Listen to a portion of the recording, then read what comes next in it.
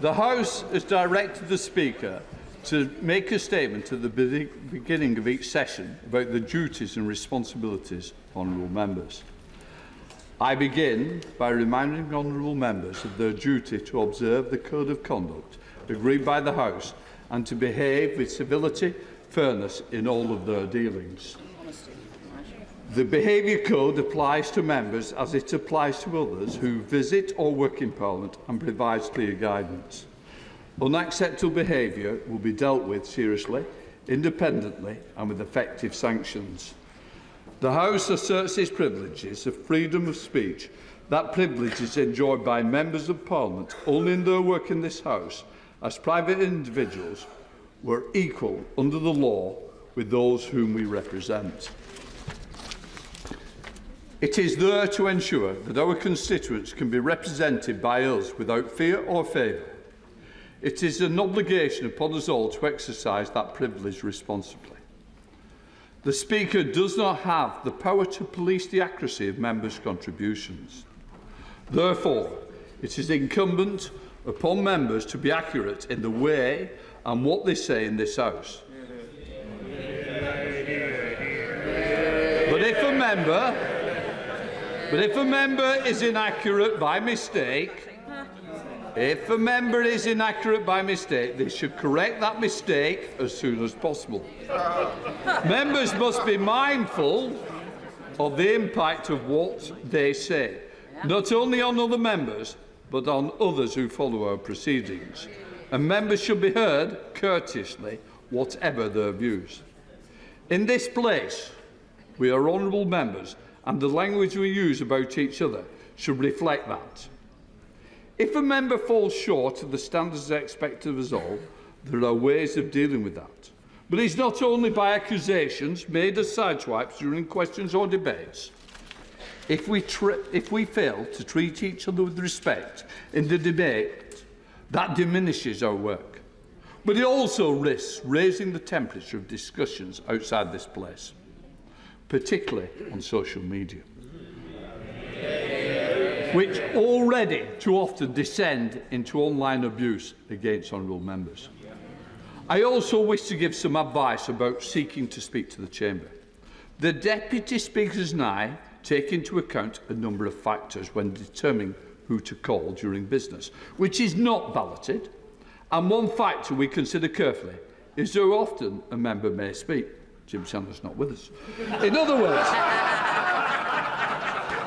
words, you have spoken much more than a colleague, then other things being equal, that a colleague is more likely to be called, or certainly more likely to be called earlier in the next debate for which you both apply. I know it can be frustrating not to be called in a debate or to be called very late. Prioritising those debates, question times, urgent questions and statements in which you seek to participate is one way of trying to avoid that happening. Now that we've started a new session, everybody's scores start at the reset button of 0. So I shall make clear that different principles apply to front benchers from the three largest parties who were nominated to speak on behalf of their parties. Staff in my office are very happy to offer further advice. Finally, I want all members and everyone in the parliamentary community to be able to go about their work safely, both online and here in Westminster. The security of this building and those who work here depends upon us all. We have a duty to be vigilant and to assist those whose job it is to maintain this place as a safe place to work. Before moving to the first business of the new session, I would like to express my very best wishes to all honourable members of all who work in this House as well. Clerk of the House. Boris Bell. I have to acquaint the House that this House, this day, attended the Royal Highness, the Prince of Wales and the Duke of Cambridge. The Councillors of State, acting on Her Majesty's behalf in the House of Peers, and that His Royal Highness, the Prince of Wales, delivered Her Majesty's most gracious speech to both Houses of Parliament on Her Majesty's behalf in pursuance of Her Majesty's commands, of which I have, for greater accuracy, obtained a copy. I shall direct the terms of the speech being printed in the votes and proceedings. Copies are already available in the vote office. Before I call the mover and the seconder, I want to announce the proposed subjects of debates during the remaining debates of the Royal Address, which are today, debate on the address; tomorrow, preventing crime and delivering justice; Thursday, fairness at work, power in the communities; Monday, making Britain the best place to grow up and grow old; Tuesday, tackling the short-term and long-term cost of living increases; Wednesday, achieving economic growth. So now I have the pleasure of first to call Graham Stewart to move, then Faye Jones to second the address. So I now call that shy retiring Graham Stewart.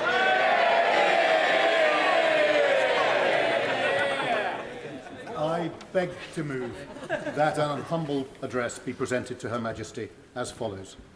Most gracious Sovereign, we, Your Majesty's most dutiful and loyal subjects, the Commons of the United Kingdom of Great Britain and Northern Ireland, in Parliament assembled, beg leave to offer our humble thanks to Your Majesty for the gracious speech which was addressed to both Houses of Parliament. It's a great honour for me and for my constituents in Beverley and Holderness to propose the humble address, and all the more so in this Platinum Jubilee. To say that this packed chamber is intimidating and creates a certain amount of nerves, I think we can all take as read. We wish Her Majesty the best of health and thank her for her 7 decades of service to this nation.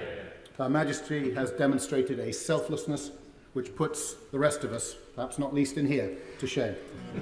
The legislative agenda we are debating today must be seen within the most alarming of international contexts. Russia's unprovoked and unjustifiable attack on Ukraine has united the whole of this House in condemnation.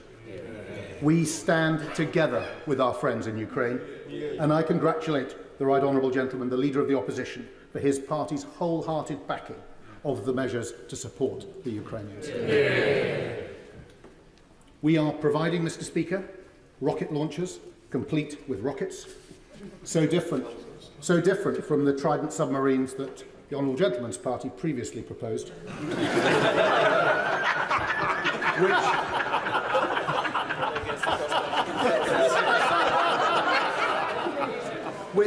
which were to have been built, but you will remember, never armed. Now, no one in politics, Mr. Speaker, minds being senior, but equally no one wishes to be seen as past it. Yet today I fulfil the role of the old duffer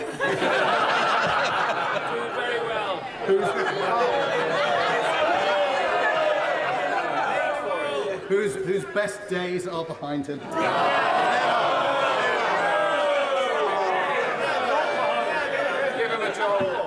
While my honourable friend, the member for Brecon and Radnorshire, plays the part of the up-and-coming talent.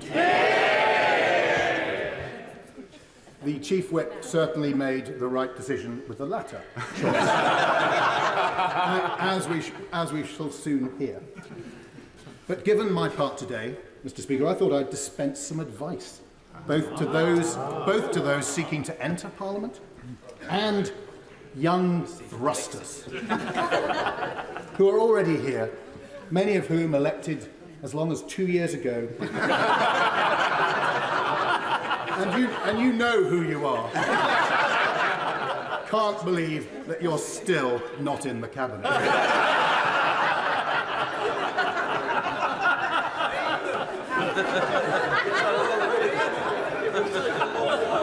Mr. Speaker, some of us are here for a long time, some for a short time, and some, according to our media friends, for a good time.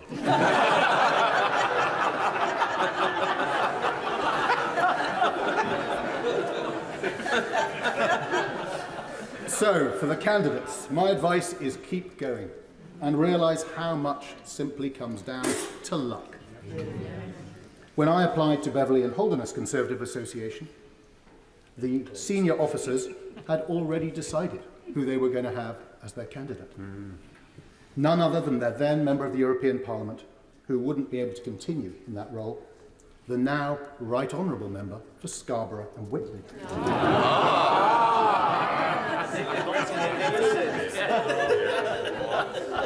After I won that selection,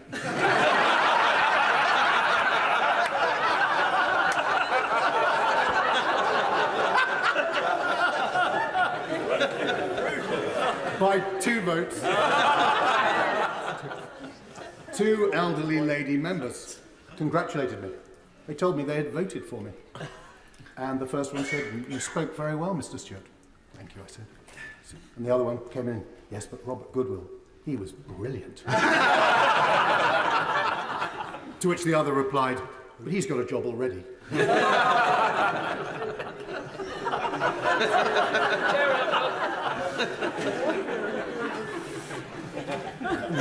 Robert, of course, won selection in Scarborough. He then went on to overturn Laurie Quinn's, a 3,500 majority, and was, I think, along with my honourable friend, the member for Shipley, the only Conservative candidate in the whole of the north of England to take a seat from the Labour Party at that election. Yeah. The Leader of the Opposition must wish it was so today. Instead, the only thing opening up for him in the north is a police investigation.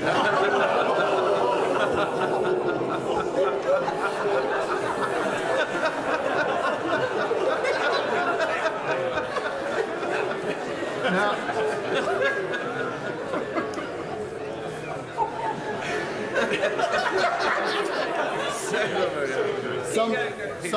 some months after the election, I met a member of my association's executive committee, and he actually congratulated me and said that he was glad that I had been selected as the candidate after all. I thought at last my hard work was being recognised. And he added, because, he said, because you'd have never won Scarborough.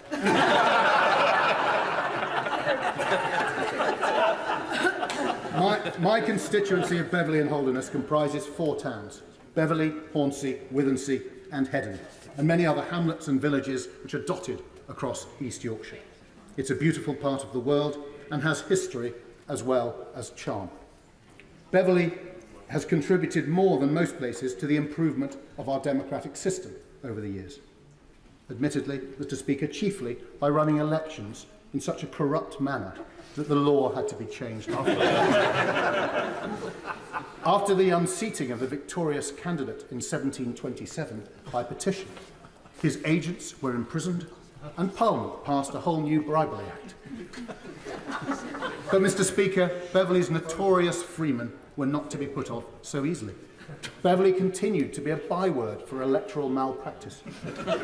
The novelist Anthony Trollope stood in the Liberal interest unsuccessfully in 1868, and such was the level of wrongdoing that a royal commission was established especially, and a new law passed, disenfranchising the town and barring it from ever returning a Member of Parliament. Happy days.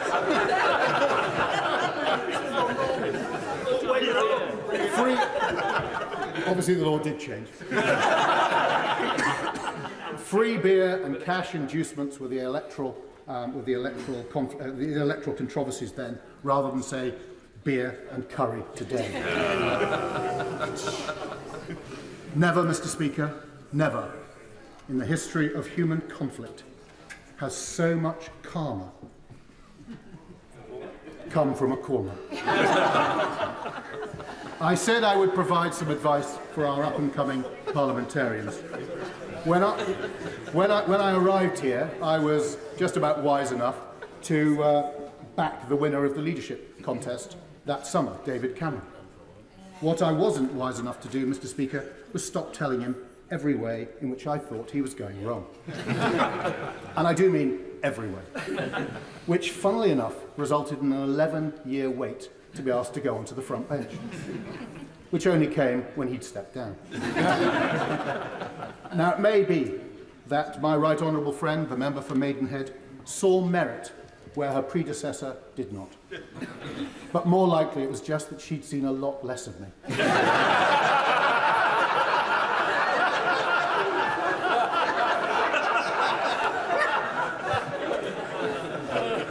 So, lesson one for the up and coming: don't make an enemy of your party leader.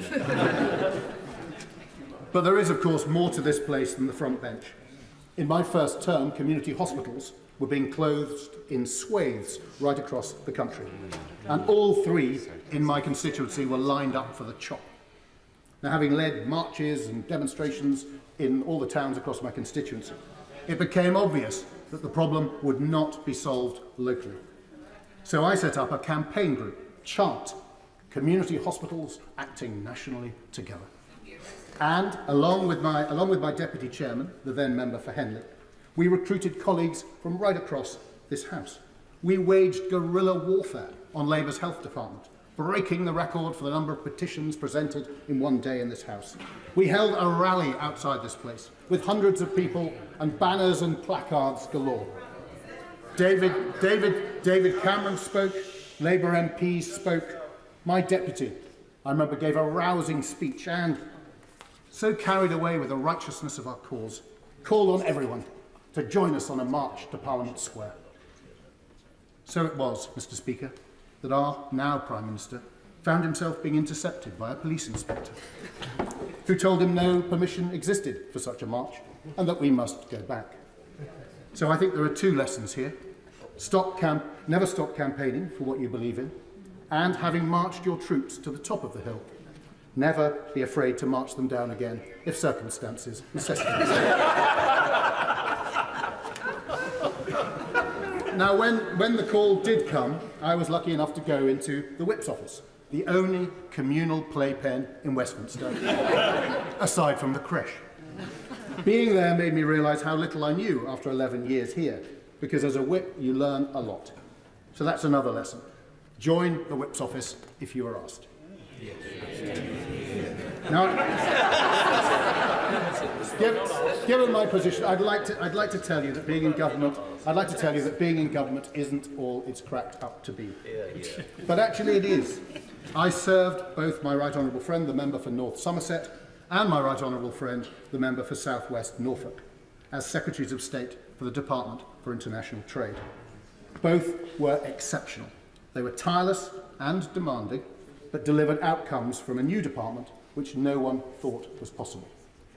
So, young thrusters, enjoy any department you're in and value it for itself, not just as a stepping stone to something else. After all, as I discovered last September, you never know when you'll prematurely be on the backbenches.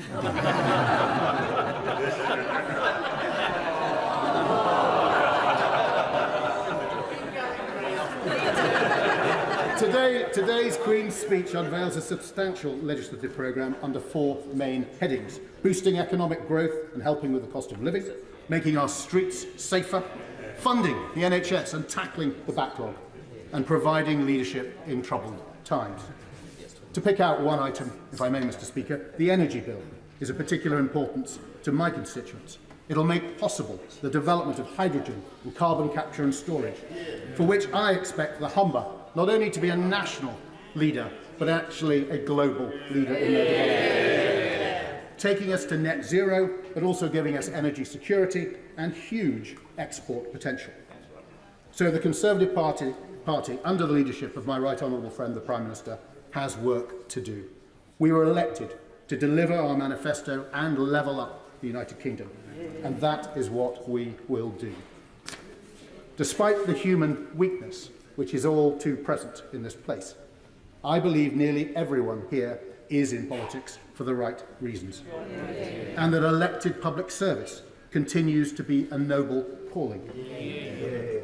So I hope that potential candidates from all sides will continue to come forward, that young thrusters will show ambition for their country as well as for themselves, and that as we fire legislative bullets at the challenges that face us, we will take aim in this Platinum Jubilee year and, like our Ukrainian friends, say with total conviction, God save the Queen.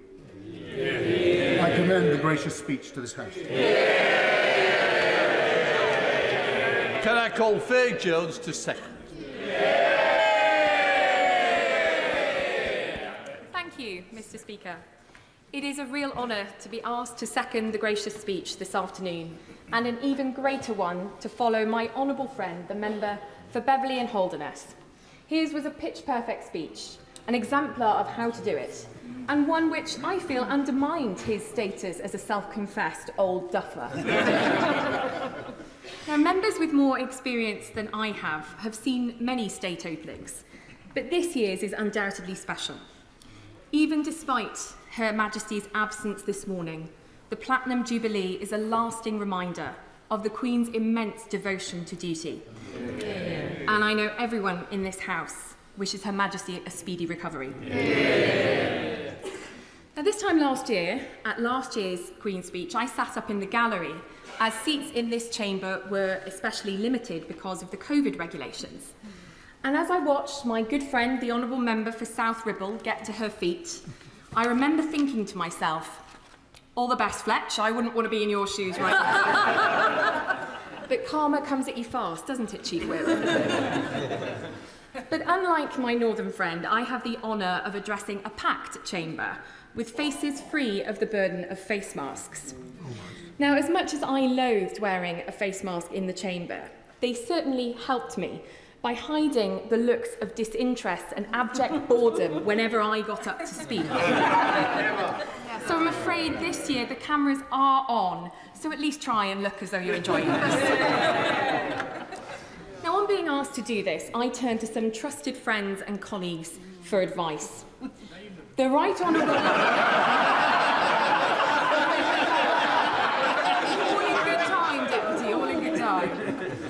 The Right Honourable Member for South Swindon's instant... It's your fault. Yeah. His instant reaction was, oh my God, love, you better be funny. The Honourable Member for the Cities of London and Westminster told me I would be a total mess.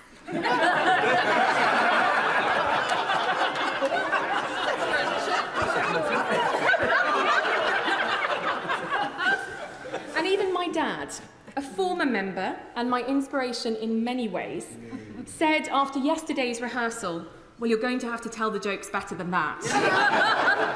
So, Mr. Speaker, that's actually better feedback than he gave me at the start of my political career at my count in 2019. The result had been declared, and I took to the podium to make my acceptance speech. My mum was beaming in the front row, and I saw my dad move to the back of the hall, presumably to get a better view or to take a photograph. But just a minute or so into my speech, Dad had had enough, and he gave me the winded up signal.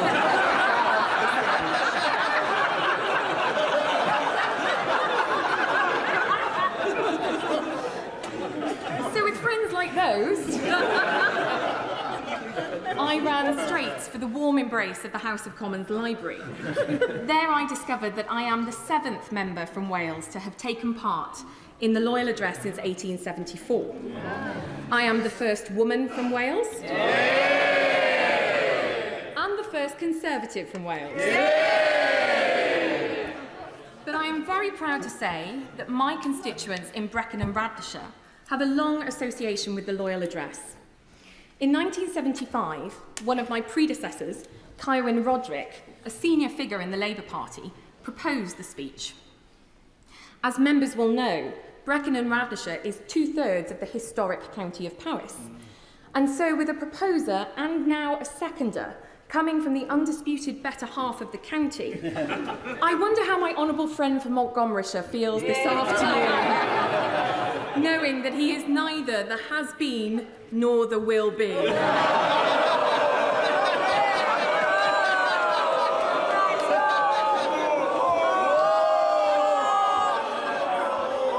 I withdraw that, Mr. Speaker. However, that I have even been asked to give this speech today is a surprise to many, most of all myself. I was always afraid that I had torpedoed my political career long before it even began. In 2005, when I was at university, I shared a flat with a friend who was working on the campaign to make my right honourable friend for Halton Price and Howden the Conservative Party leader. It was suggested to myself and a few friends that wearing a pink t-shirt which said it's DD for me, would go down a storm at party conference. Turns out it did. Sorry, David. So 14 years later, when I was asked at my selection meeting for Brecon and Radnorshire, have you ever done anything to embarrass the Conservative Party? I had to say yes.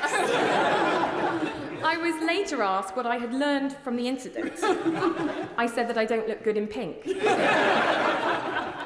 Now, today is a proud day for my constituency and my family. Apart from stints in London for university and working in Europe, I have lived my whole life in Wales, raised in a firmly Conservative household. And I think being a Conservative in Wales has helped me develop the thick skin which I hope will get me through today. Certainly helped after last week's results anyway. In 2019, my honourable friends, the member for Wrexham, Ynys Môn and I, became the first 3 women to be elected to the Conservative benches representing Welsh constituencies. I like to think that the 3 of us were worth the 100-year wait. But while we have some difficult questions to answer and challenges to meet on the treatment of women in this place, it is imperative that we do not put anyone off becoming a Member of Parliament. Yes, the House of Commons is a strange place to work, and yes, sometimes some people don't realise that they are part of the problem. But despite that, here is a place where women achieve great things. It was a woman who introduced the Autism Act, the late and much missed across this House member for Cheshire and Amersham.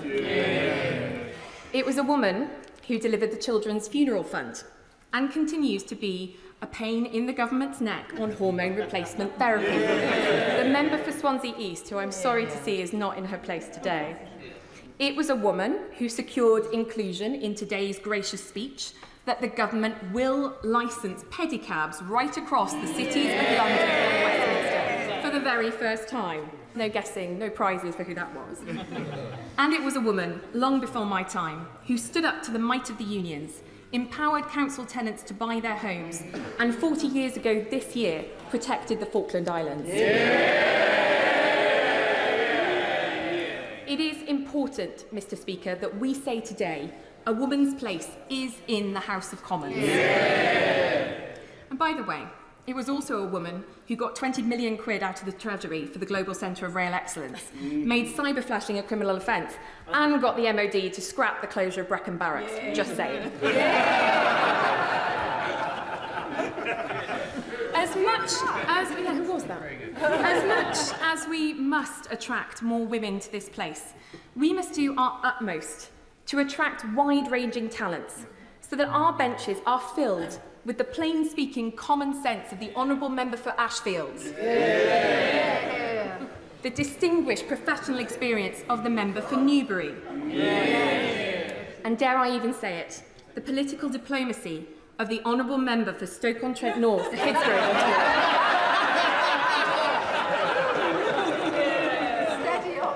Mr. Speaker, my Liberal Democrat opponents tell me that all I do is talk about farming and the military. Quite right. So today I will keep them happy and do exactly that. During my maiden speech, I said I felt I had won first prize in the lottery of life by becoming the member for Brecon and Radnorshire. That's as true today as it was then. It's a glorious part of the world, stretching from the upper Swansea Valley to just outside Ludlow. It is kept thriving by thousands of farmers, not trustafarian farmers who inherit their wealth, but the ordinary, mud under the fingernail, grafting farmer who works year-round to put food on our plates and to give their kids a future. Yeah. The cost of living crisis is having a particular effect in rural areas. Costs of fuel and fertiliser are eye-watering, and this presents a real risk to our ability to feed ourselves. It is deeply tragic that it has taken war in Ukraine for us to focus on UK food security. If I do anything in this place, it will be to bang on about the importance of farming to this country. Hence why I welcome the measures in the gracious address, which will see British produce on tables around the world. And even the online safety bill, which will protect the unsuspecting farmer from nefarious internet videos.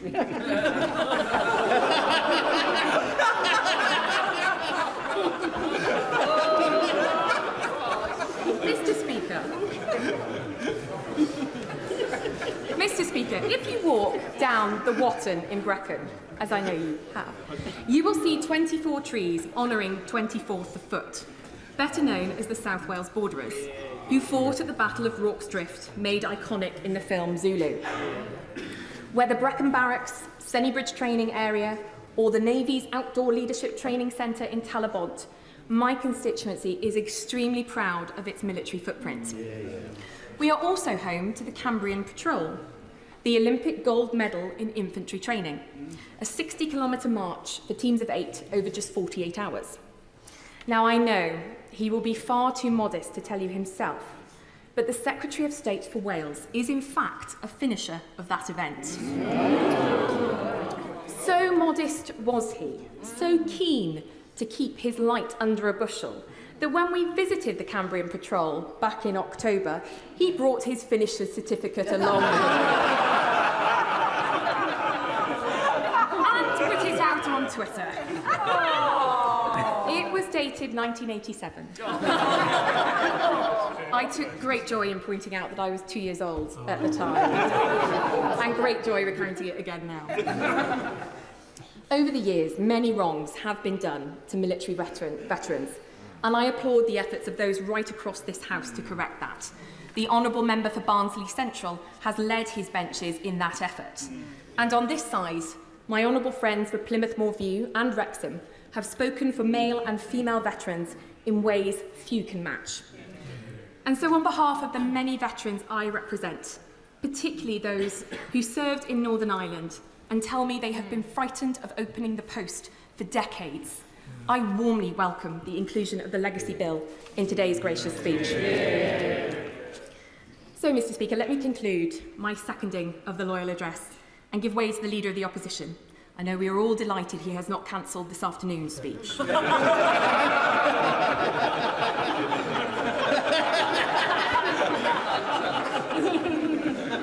I warmly welcome it on behalf of my constituents. Today's Queen's speech contains a commitment to right the historic imbalance that has pervaded this country for too long and level up all four corners of the United Kingdom. It offers leadership in turbulent times and looks to the long term, ironing out our challenges of food and energy security, and makes best use of our newfound legislative freedoms. It helps this country stand tall on the world stage, as it has done for so long, and it is my honour to commend this gracious speech to the House.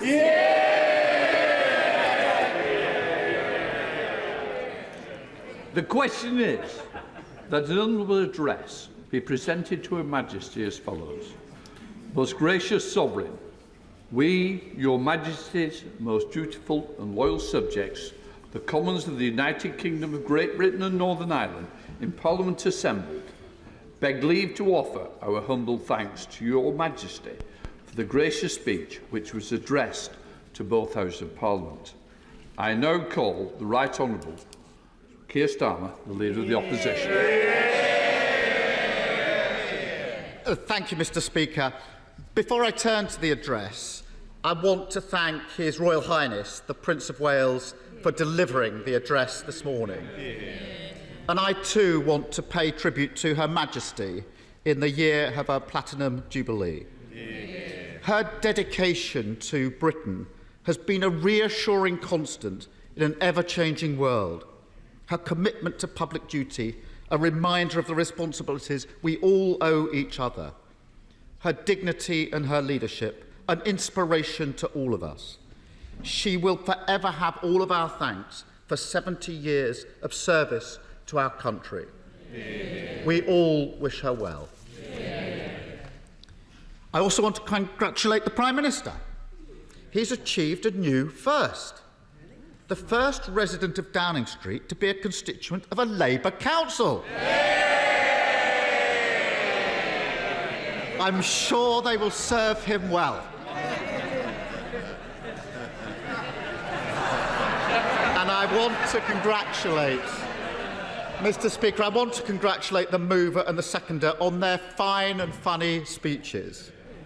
I understand that the member for Beverley and Holderness owns over 900 copies of Eagle comic books. He's no old duffer. He is an extensive collector of the adventures of Dan Dare from the Interplanet Patrol, a comic book with a hero with a moral message, a spirit that he's channeled into his 17 years in this House. That's how you do it. Although there is some mischief in him, as he's just demonstrated in his speech. I particularly liked his advice that you should make an enemy of your party leader.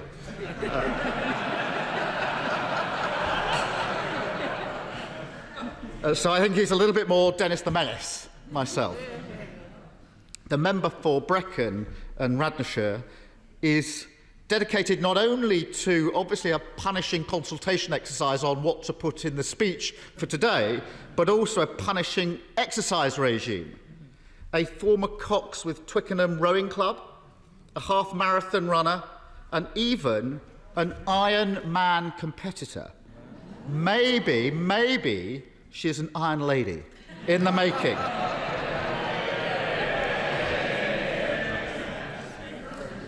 And I know that if they were here, David Amis and James Brokenshire would have been proud of both the mover and the seconder. Yeah. We all missed them both. And I know the pain on the Conservative benches is still raw. Their friends taken too soon. But their passing leaves us united in our resolve to defeat the evils of both extremism and cancer. I also want to pay tribute to my dear friend Jack Dromey. Jack picked fights on behalf of working people, and he won them. In 1975, he led the first Equal Pay Act strike.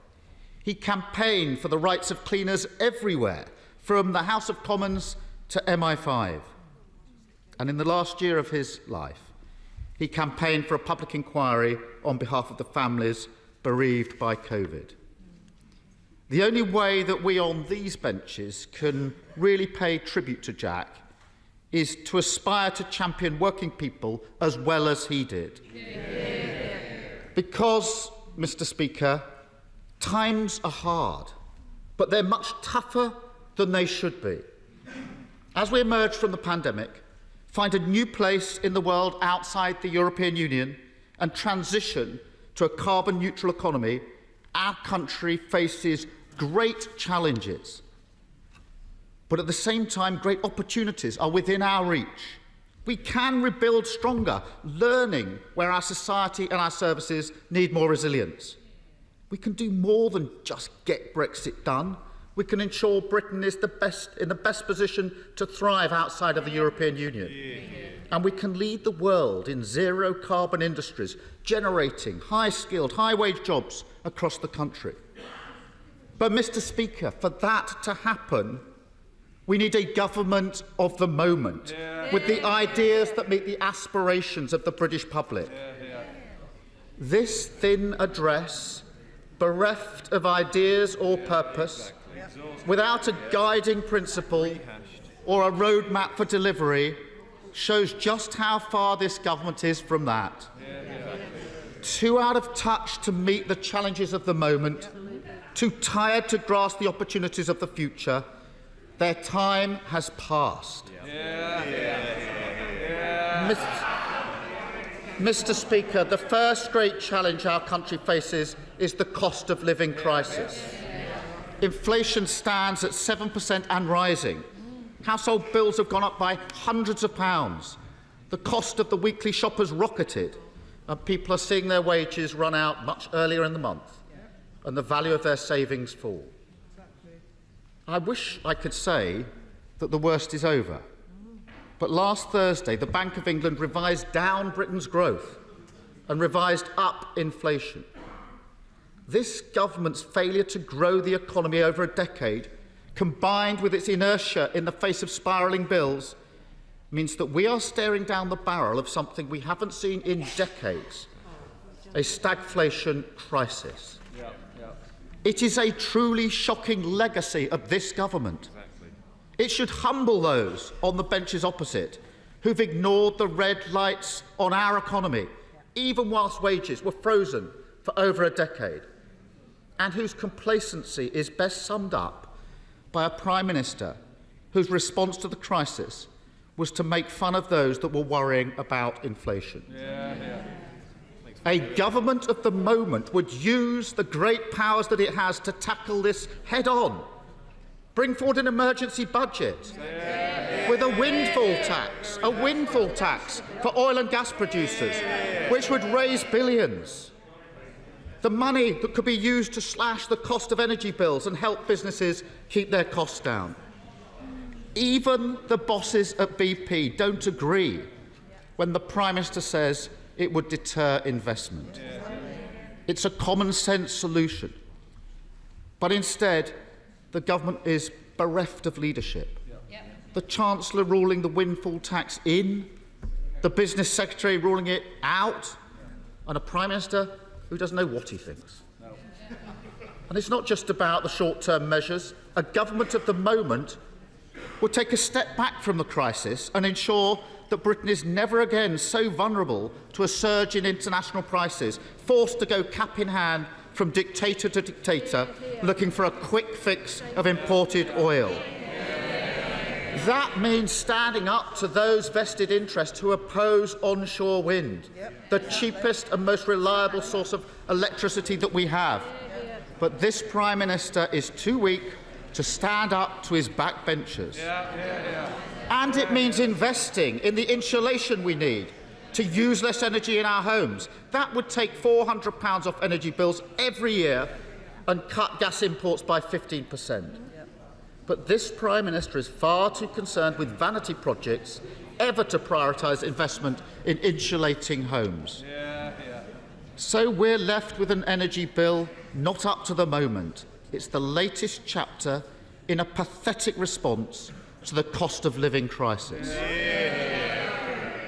Where there should have been support, it's been tax rise after tax rise on working people. The only country in the G7 to do so during a cost of living crisis. The low growth that led to the stagnation we see today is the same reason wages have been frozen for so long. Over 12 years of Tory government, the economy has grown far slower than when Labour was in power, and it's set to go even slower in coming years. The slowest growing economy in the G7 next year. As the Director General of the CBI said, for a country that's used to growth of 2 to 2.5%, the Conservative record is simply not good enough. Mr. Speaker, we can't afford to go on like this. If the Tories had simply matched Labour's record on growth in government, people would have had higher incomes, boosting public finances, and we could have spent £40 billion more on public services without having to raise a single tax. So the second great challenge our country faces is to get Britain growing again. A government of the moment would have grasped the nettle and set out a new approach to the economy, an approach based on a stronger partnership between government and businesses, a partnership dedicated to growth. There would have been an industrial strategy to grow the industries of the future, with the government providing initial investment that brings confidence and security and acts as a catalyst for the private sector to invest in gigafactories, hydrogen and steel. High productivity jobs right here in Britain. A government at the moment would finally abolish business rates and replace them with a fair system that creates a level playing field with online giants so that our businesses can compete, invest and grow.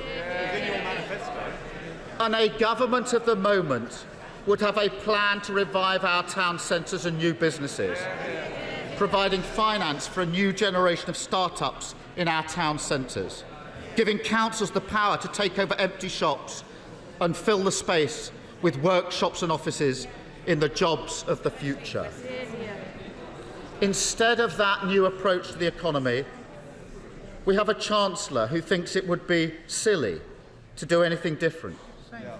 A Chancellor who, rather than partnering with business, has loaded them up with debt and wonders why they're struggling to invest.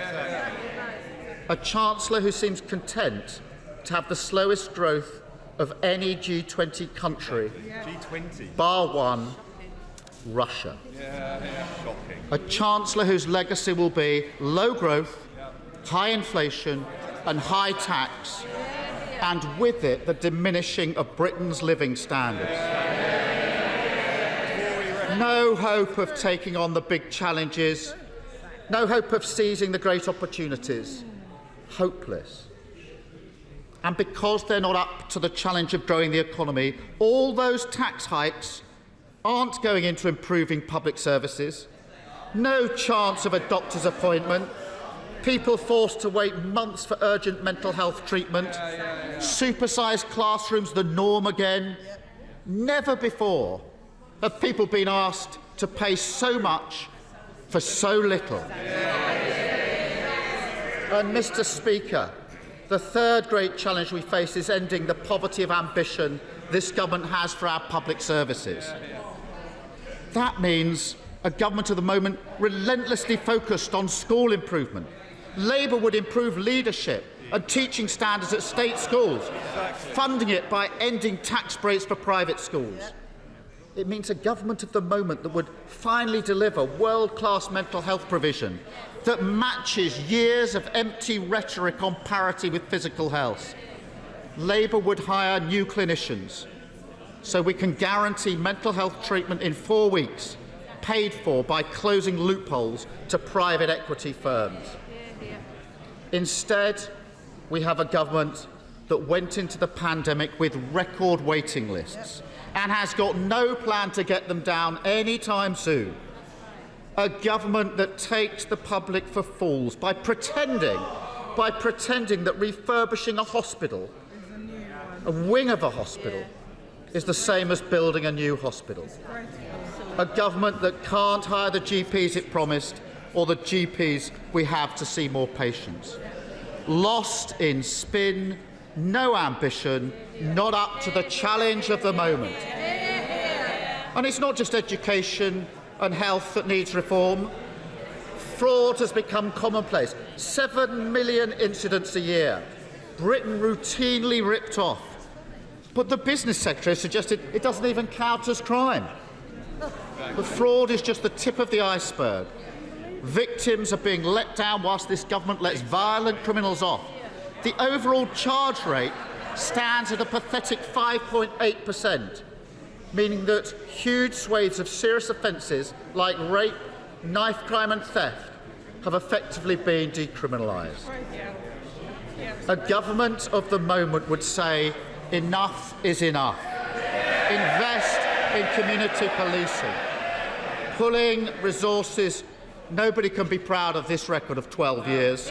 Invest in community policing. Pulling resources away from vanity projects like his ministerial yacht.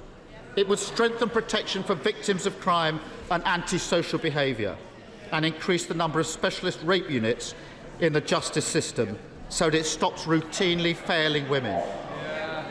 Instead, we have a government that talks tough whilst letting the justice system fall apart. No care for victims or their communities, not good enough, not up to the moment. We have a government whose time has passed, a cabinet out of ideas and out of energy, led by a Prime Minister who's entirely out of touch. Mr. Speaker, it doesn't have to be this way. It won't always be this way. A Labour government would tackle the cost of living crisis head on. Get Britain growing again after 12 years of failure. Improve public services so they deliver for people paying for them. A Labour government would rise to the moment where this government has badly failed. Thank you, Mr. Speaker.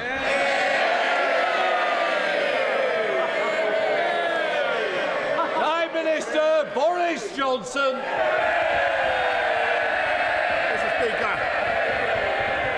Mr. Speaker, allow me to join you and members across this House in thanking His Royal Highness, the Prince of Wales, for delivering the gracious speech. and in sending our warmest wishes to Her Majesty the Queen. The whole House knows the reluctance with which Her Majesty made today's decision, and her extraordinary service to this nation continues to inspire us all. Mr. Speaker, as we come to the halfway point of this Parliament, this country has seen off the biggest challenge any post-war government has faced, but the cost of the pandemic has been huge, with the biggest fall in output for 300 years, the necessitated government expenditure of £400 billion, and the aftershocks are still being felt across the world, with a global spike in energy prices, the impact we're seeing on the cost of food. And it's precisely because this government got the big calls right and made the tough decisions during the pandemic that we had the fastest economic growth in the G7 last year, and will return to that status, by the way, by 2024, Mr. Speaker, and therefore have the fiscal firepower to help families up and down the country with all the pressures they face now. And we will continue to use all our ingenuity and compassion for as long as it takes. And my right honourable friend, the Chancellor, and I will be saying more about this in the days to come. But at the same time as we help people, we need the legislative firepower to fix the underlying problems in energy supply, in housing, in infrastructure, and in skills, which are driving up costs for families across the country. And this Queen's speech takes those issues head on. And above all, we're tackling the economic challenges with the best solution of all, and that's an ever-growing number of high-wage, high-skill jobs, Mr. Speaker. Jobs, jobs, jobs. And we drive up employment by creating the right platform for business to invest. Making our streets safer, 20,000 more police, creating a healthier population, 50,000 more nurses, funding the NHS to help them clear the COVID backlogs, and giving the confidence that people know that they will be looked after in old age by fixing social care. Delivering gigabit broadband, giving the remotest parts of the country the access that they need, and using our Brexit freedoms to enable revolutionary technologies like gene editing to help our farmers grow more nutritious and more productive crops. And it's that combination of public and private sector together that is tackling unemployment, with 500,000 people more on the payroll now than before the pandemic began. And it is that strength at home that enables this country to show leadership abroad, as we have done and will continue to do in supporting the people of Ukraine. So this Queen's speech delivers on our promises. It will not only take us through the aftershocks of COVID, but build the foundations for decades of prosperity, uniting and levelling up across the country. Mr. Speaker, allow me to join the Leader of the Opposition in paying tribute to those colleagues we've lost in this parliamentary session. And time will not dim our shock at the despicable murder of Sir David Amess, a friend to so many, who lost his life giving the service he loved most, a constituency surgery in a local church. And among the many legacies of Sir David, which include his amazing work on animal welfare, his campaign to support women with endometriosis, I'm proud to say that today Southend-on-Sea stands as a city in his tribute. Yesterday we gathered at St Margaret's Church to remember James Brokenshire, a true gentleman who faced his battle with cancer with enormous courage, generosity and strength of character. It was typical of our dear friend that even in the midst of his own battle, he was supporting and encouraging others to seek help, campaigning for better lung cancer screening and becoming the first MP to secure a debate on the issue on the floor of this House. We willed him to pull through because the world needs more people in public life like him. His loss is felt deeply on all sides of this House and by all those whose lives he touched.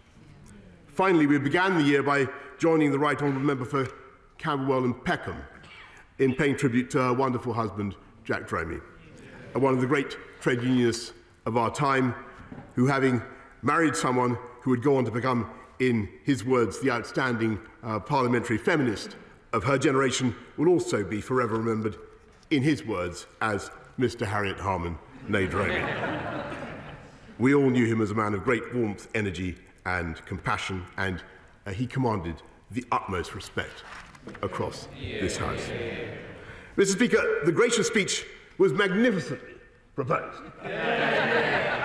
Self-deprecating, I thought, by my honourable friend, the member for Beverley and Holderness, whose campaigning brilliance I have seen at first hand, as he pointed out, when as backbenchers almost 20 years ago, he and I organised a demonstration against Labour's plan to close community hospitals. It was called Chant, Community Hospitals Acting Nationally Together. And his memory of it is much more glorious than mine. I remember only a tiny handful of desperados.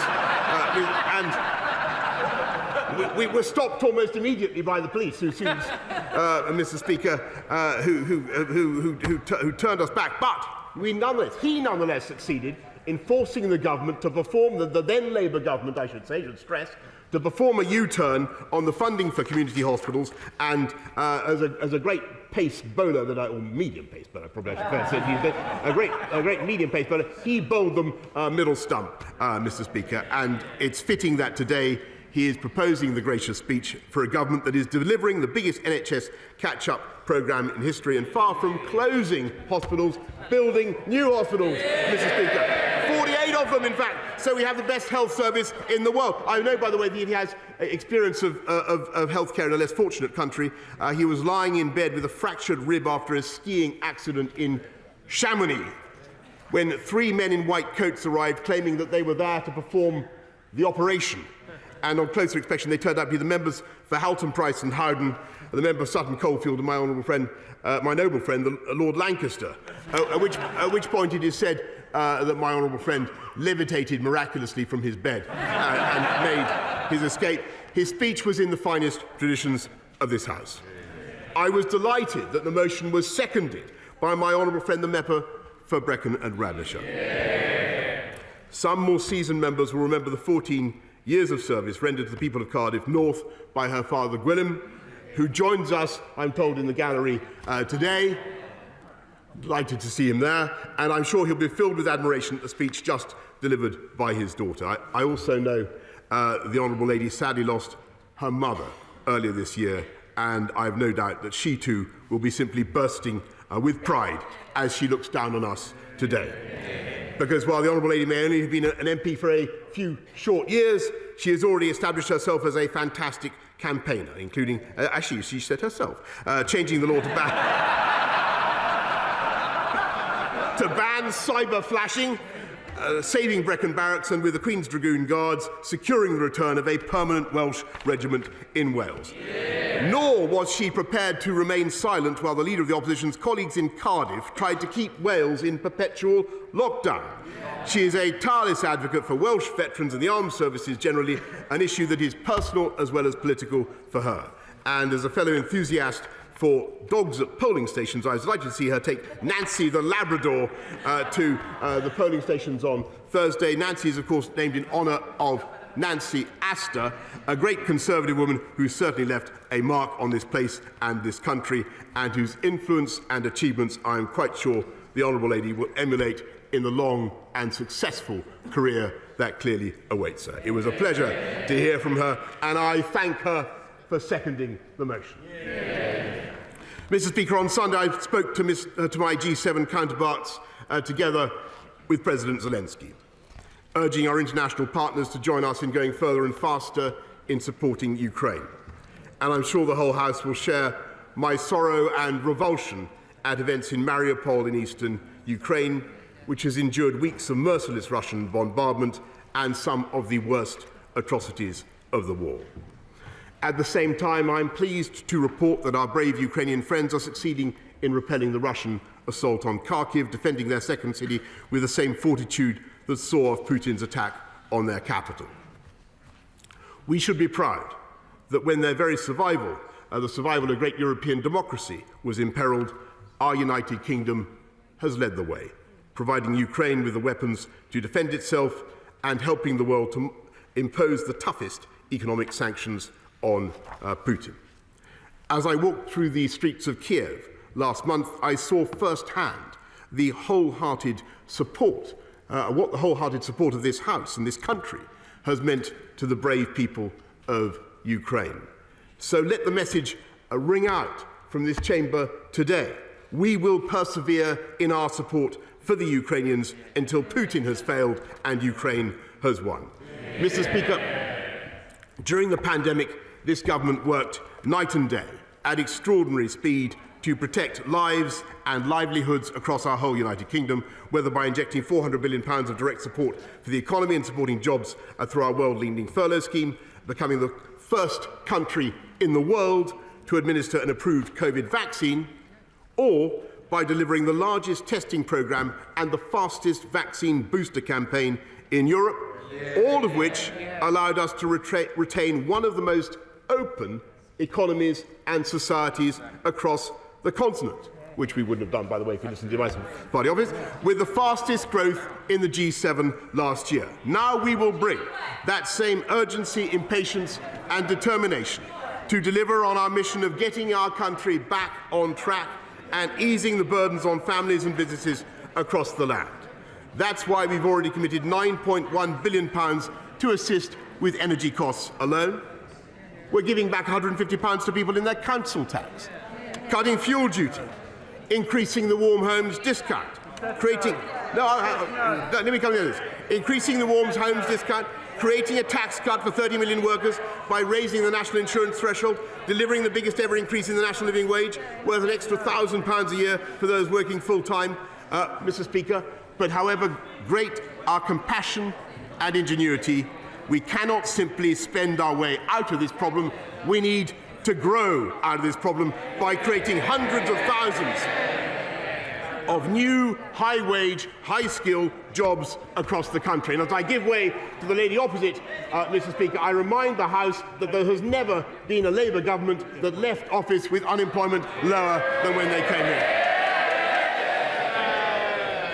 Can I just say it's not normal we do give way, but obviously the Prime Minister has. Sir Owen.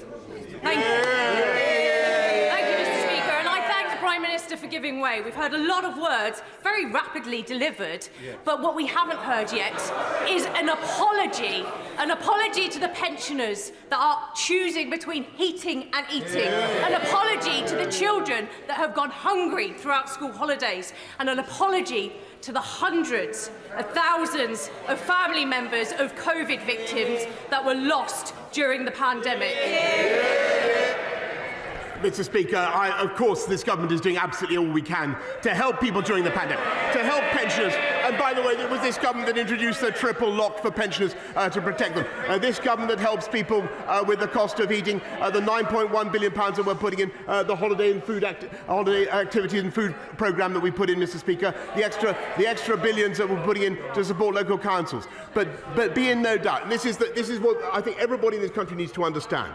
And what we are doing, Mr. Speaker, is making sure that we have a strong economy with high-wage, high-skilled jobs that will enable us to take this country forward. And that would simply not have been possible if she had listened to the advice of her front bench, who wanted to keep us in lockdown, Mr. Speaker. And we are going to, that's absolutely true. Absolutely true. And it was worth giving way just to make that point, Mr. Speaker. And that's why we're going to continue with our levelling up and our regeneration bill, which will help to... No. Sit down.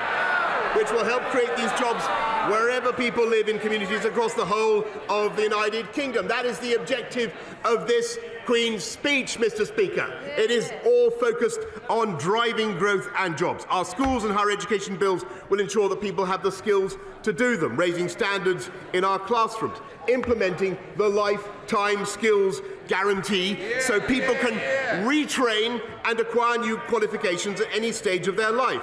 And our energy bill will power our new green industrial revolution, creating hundreds of thousands of new green jobs, taking forward this government's energy security strategy. And about time this country had one, with £22 billion,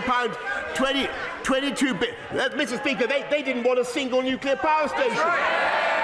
Come on, be honest. Look at them. Great quivering jellies of indecision that they are, Mr. Speaker. Our £22 billion infrastructure bank supporting the transition to net zero, vast new green industries in which our United Kingdom will once again lead the world. Mr. Speaker, just as we got Brexit done, so with this Queen's speech we will finish the job of unleashing the benefits of Brexit, to grow our economy, to cut the cost of living, and by bringing the urgency and ambition to how we exercise our freedoms that we have regained. Our Brexit Freedoms Bill will enable us to amend or replace any inherited EU law with legislation in UK law that puts the interests of British business first and British families first. And so that is what we are going to do. We're going to seize the chance to make our United Kingdom the best regulated economy in the world. We're going to take forward those trade deals we've got with 70 different countries, worth over £800 billion a year, with specific legislation in this Queen's speech. I hope I'm not speaking too fast for the Honourable Opposite. For our new free trade agreements with Australia and New Zealand, and we're using our new freedoms to control our borders. With a new plan for immigration so we can fix our broken asylum system, tackle illegal immigration that undermines the legal immigration that we support. Crack down on the vile people smugglers. And I know that the Leader of the Opposition, or perhaps I should, in deference to his phrase, I should refer to him as the Leader of the Opposition of the moment, Mr. Speaker. The Leader of the Opposition of the moment. The Leader of the Opposition of the moment likes to oppose these plans, or he claims he opposes them, but it turns out that legislation to permit the offshoring of asylum seekers. Order. Only one on the sorry, Prime Minister. Only one person can be on the feet at the same time. The Prime Minister is not giving way. Prime Minister. Yes, Mr. Speaker, the Leader of the Opposition of the moment purports to oppose these plans, claims to oppose these plans, but it turns out they were actually pioneered in 2004 by a Labour government. The Right Honourable Gentleman may have got Tony Blair to take part in his election campaign, but it's a shame he cannot get behind Tony Blair's policies, Mr. Speaker.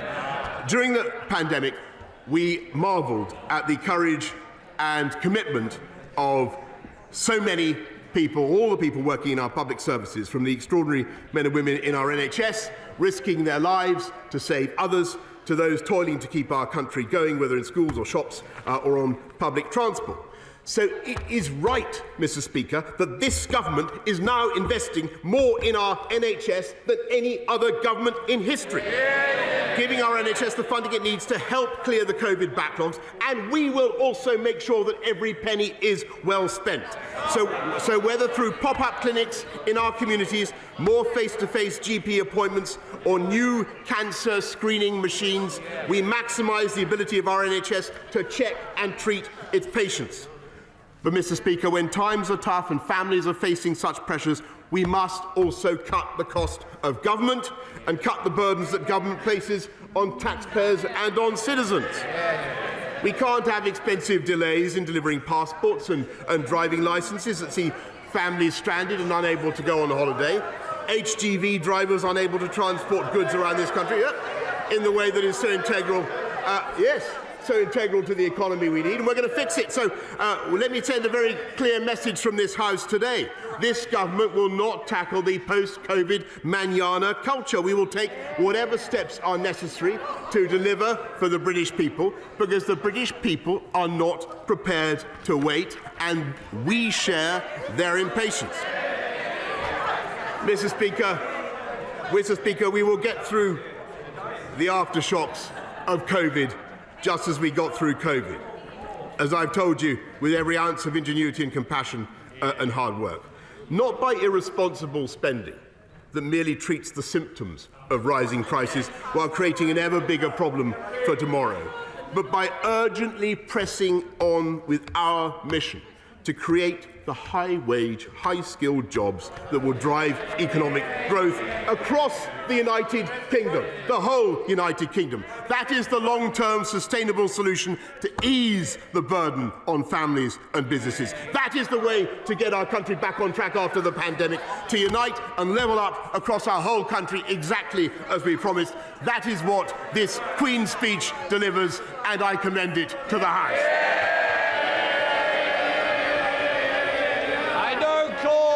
The Leader of the SNP, Ian Blackford. Thank you, Mr. Speaker, and can I thank the Duke of Rossi for coming to Parliament today and leading us in the state opening. And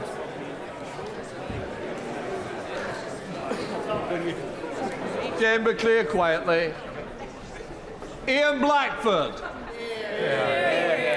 Thank you, Mr. Speaker. And can I thank the Duke of Rothesay for coming to Parliament today, for leading us in the state opening with the address that we had, and to send the best wishes from everyone across the House, and certainly from our own benches, to the Queen on what is such a momentous year for her. We also need to reflect on those that we have sadly lost over the course of the last session of Parliament. And we think of James Brockenshire, we think of David Amos, and of course we think of Jack Dromey. Three outstanding but different parliamentarians, all who I think were a fine example to all of us of how to conduct ourselves in this place. Let me thank the member for Beverley and Holderness for his moving of the motion this afternoon, an erudite treatise round his history in government, and I hope he's still got a lot to give. He's made it very clear that he was removed early from office by the Prime Minister, and perhaps he still has some days ahead of him. But I think it's important that he stressed that the unity that there is in this House on the topic of Ukraine, that we all stand together, Mr. Speaker, with our friends in Ukraine, and standing up for the warmonger, the war criminal that still resides in Moscow. He will face justice, and we will make sure that ultimately that the people of Ukraine prevail. But of course, I thought it was interesting that the honourable member told us that the recent difficulties that the Prime Minister has had with the Metropolitan Police, they are not new. He's had his collar felt in the past as well. And let me also thank the seconder of the motion from Brecon and Radnanshire. I think really what we had was a job application for government from the member, and I'm sure she'll have a long and fruitful career in front of her as a member of this House and a member of the governing party. Mr. Speaker, as much as I hate to rub salt into wounds, this Queen's speech has one very obvious backdrop that deserves mention, and that's the democratic drubbing the Prime Minister and his party got last Thursday. And I know that they might want to hide from that reality, but the message from people right across these islands was crystal clear. The people made clear that this is now a Prime Minister facing his final days in office, and a Tory government that it's on its last legs. And I'm proud to say, Mr. Speaker, that Scotland sent the strongest message of all. Now, I understand this might be a wee bit uncomfortable listening for the opposite benches, but they need to hear it all the same, because they need to hear what Scottish democracy is telling them, and has been telling them for years. Last Thursday, Mr. Speaker, saw the best ever result for pro-independence parties in the local elections. The Scottish National Party is the largest party in the largest number of councils, the greatest ever result in a local election in our party's interest. This is, Mr. Speaker, the 11th election victory in a row for the SNP, and it's the 8th election in a row that the SNP has won under the leadership of Nicola Sturgeon. Mr. Speaker, a party in government winning more votes and winning more seats. Can you imagine that, Prime Minister? No, I can't. So, that's what we did. What about the Conservatives? Down by 100,000 votes, and they lost 66 seats in Scotland. And the worst news for all of them is, after all of that, they've still kept their leader. So, democracy has spoken in Scotland. It's spoken before, and it will speak again and again. And all our democratic decisions are saying exactly the same thing. Scotland rejects this Westminster government. We reject the Tory party, and we are demanding the choice of an independent future. Because the Scottish people know the cost of living with Westminster. We know the price we pay with the Prime Minister and the price of being stuck with a Tory government we didn't vote for. And it's a price none of us in Scotland, not one of us, can afford to pay any longer. And at that I will give way. I thank the right honourable gentleman for giving way, and I'd like to ask him a direct question. How does it feel that 8 years after Scotland so conclusively said no to separation, that the pro-independence parties are still getting the same proportion of votes as they achieved 8 years ago, despite everything that's been thrown at us, and despite, frankly, everything that we've thrown at ourselves? When will the right honourable gentleman admit that the game is up? Well,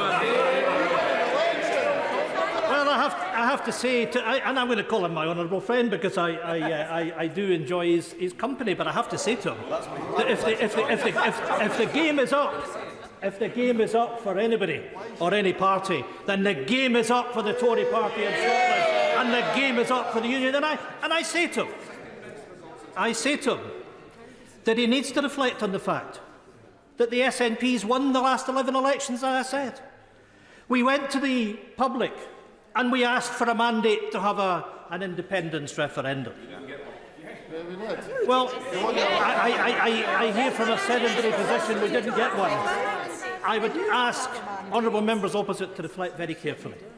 Because when we consider the first past the post-elections firstly to the Scottish Parliament last year, we won 62 of the 73 seats. And there is, Mr Speaker, a pro-independence majority in the Scottish Parliament. And we hear in the Queen's speech today about respecting democracy.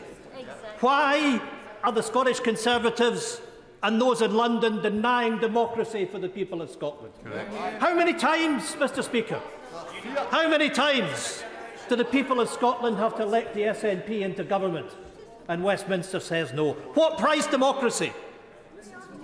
What price democracy, Mr Speaker, when this place ignores the sovereign right and the will of the Scottish people? And I will tell you this, that a day of reckoning will come for those that are seeking to frustrate the rights of Scots to have a referendum, because, Mr Speaker, that day will come. And that day will come, and not only will there be a referendum, but we will win that referendum, because, Mr Speaker, that is what democracy is about. Am I right, honourable friend Giffey? Thank you very much, Mr Speaker. Does he agree with me that the reason that this shower of corrupt criminal Conservatives are blocking Scotland's right, Scotland's democratic and legal right to have a democratic mandate over their own future, is because they know.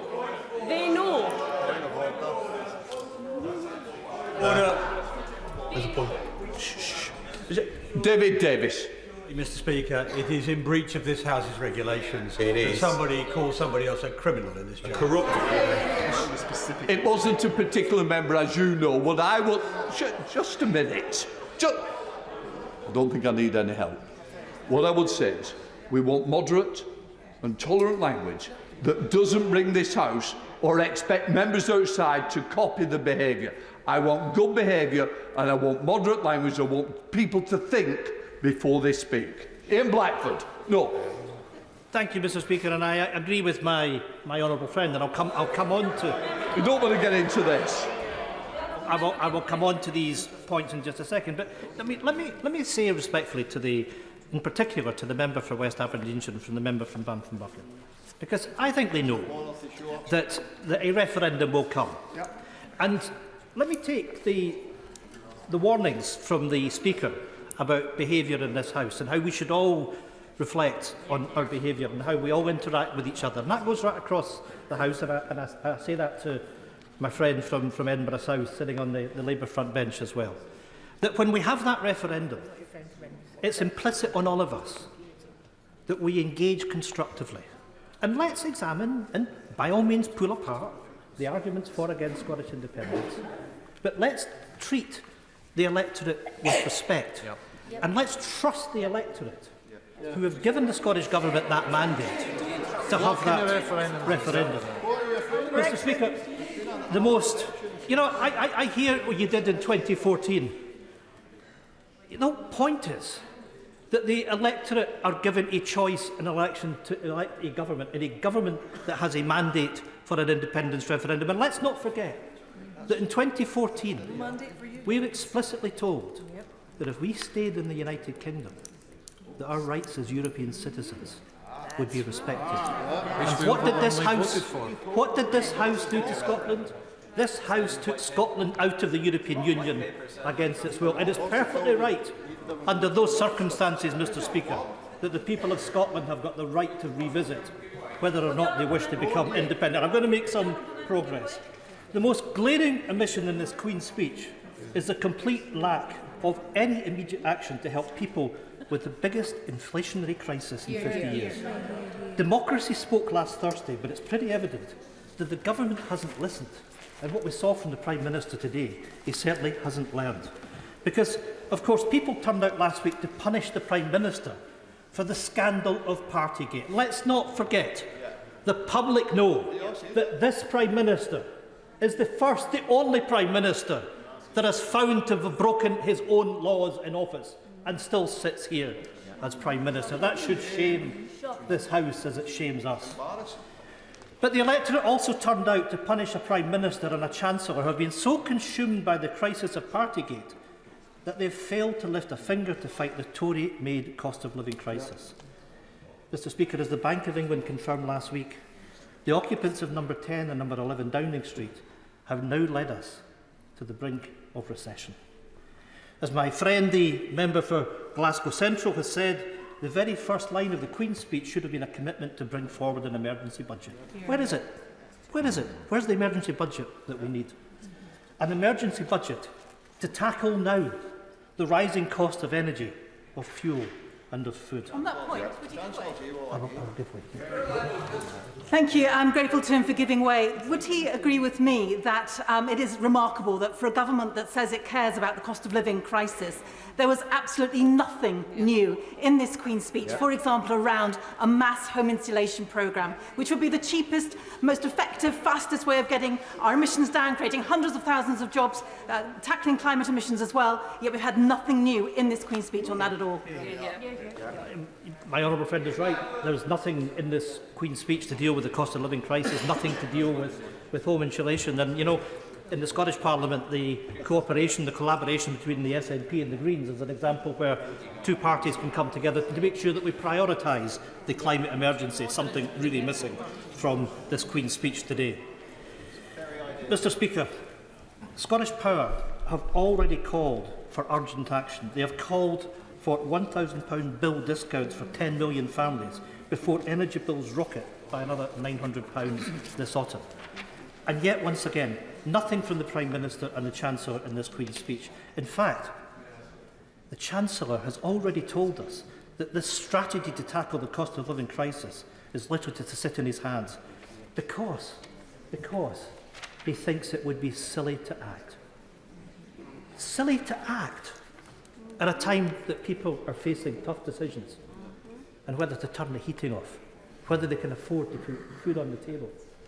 And the Chancellor thinks it's silly to act. That tells everything that we need to know about the humanity and the compassion of this Conservative government. And yet, just like the Spring Statement, nothing has come from this government. This Queen's speech represents one more missed opportunity. And I can give the Prime Minister some suggestions. He could have matched the Scottish child payment, which doubled in April and will increase to £25 per week per child by the end of this year. Positive action to help those most in need. It could have matched the increase in Scottish issued social security payments by 6%. It could have done what governments are supposed to do in emergency, help people through it. By any measure or meaning, this government fails on all counts. Mr Speaker, another gaping hole in this programme is when it comes to energy policy, as has already been raised. As my friend, the member for Kilmarnock and Loudon, has rightly said last month, the Prime Minister's energy strategy is nothing more than a contract, lacking any substance or ambition.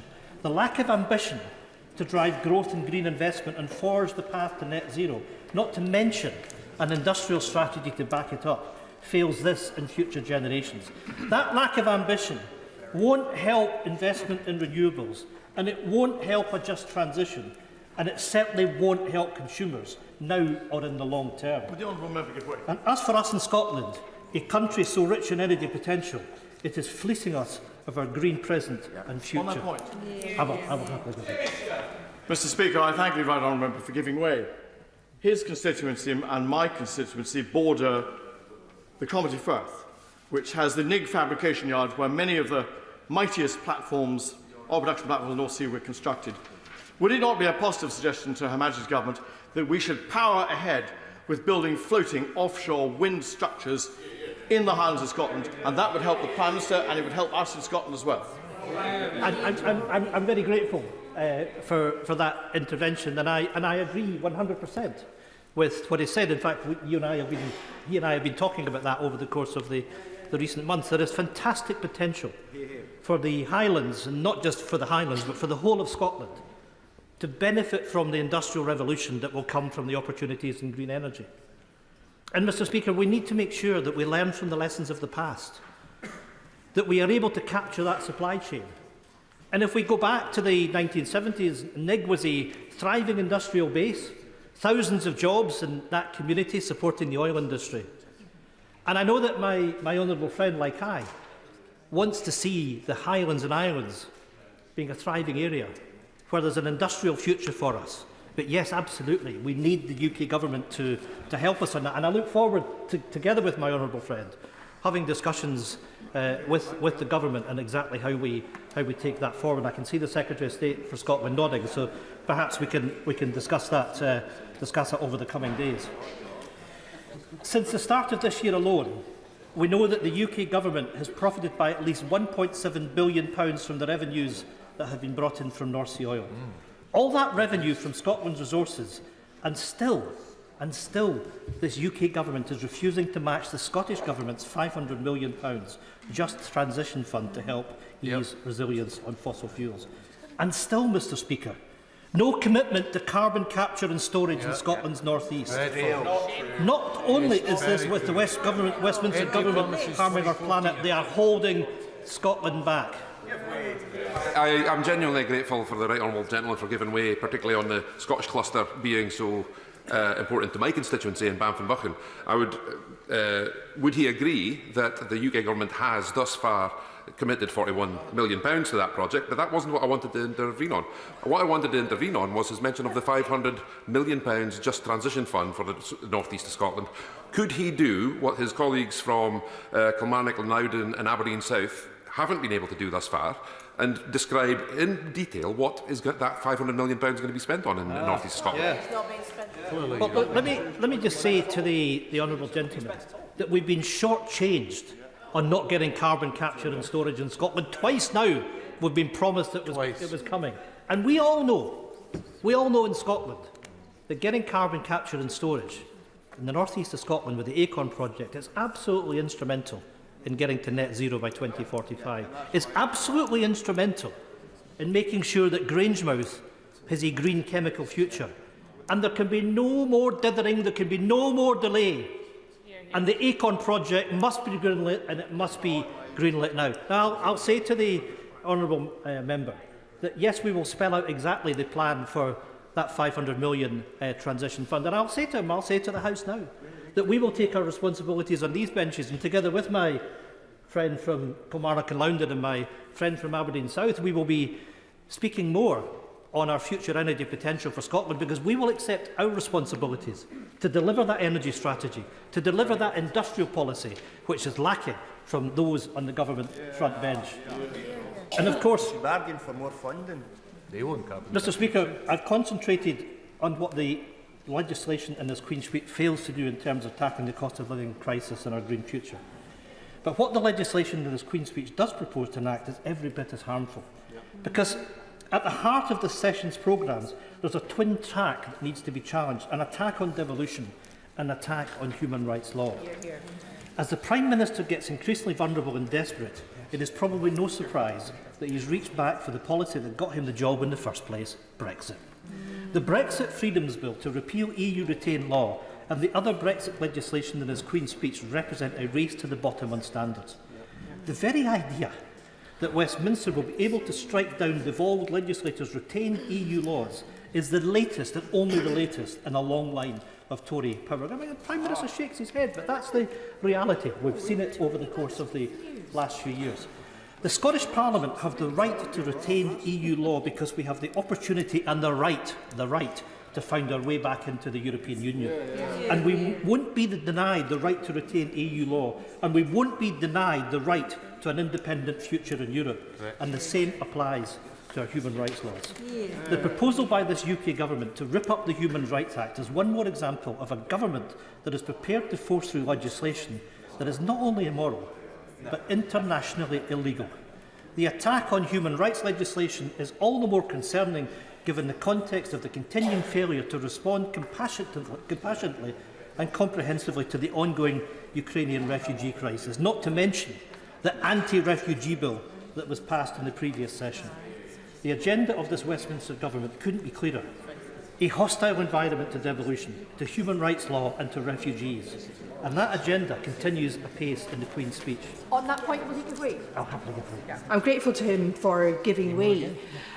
Both the government's independent review of the Human Rights Act and the cross-party Joint Committee of Human Rights have found that there's no case, no evidence base for replacing the Human Rights Act with a British Bill of Rights. So does he agree with me that the only reason the government are trying to do this is because as long as the Human Rights Act is on the statute book, it's a serious threat to their project of diminishing the accountability of the executive?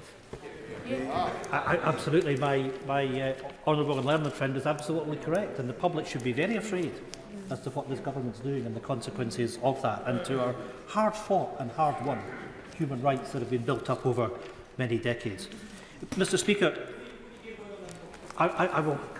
I think the right honourable gentleman would probably accept that I give a lot of credence to the human rights of British citizens.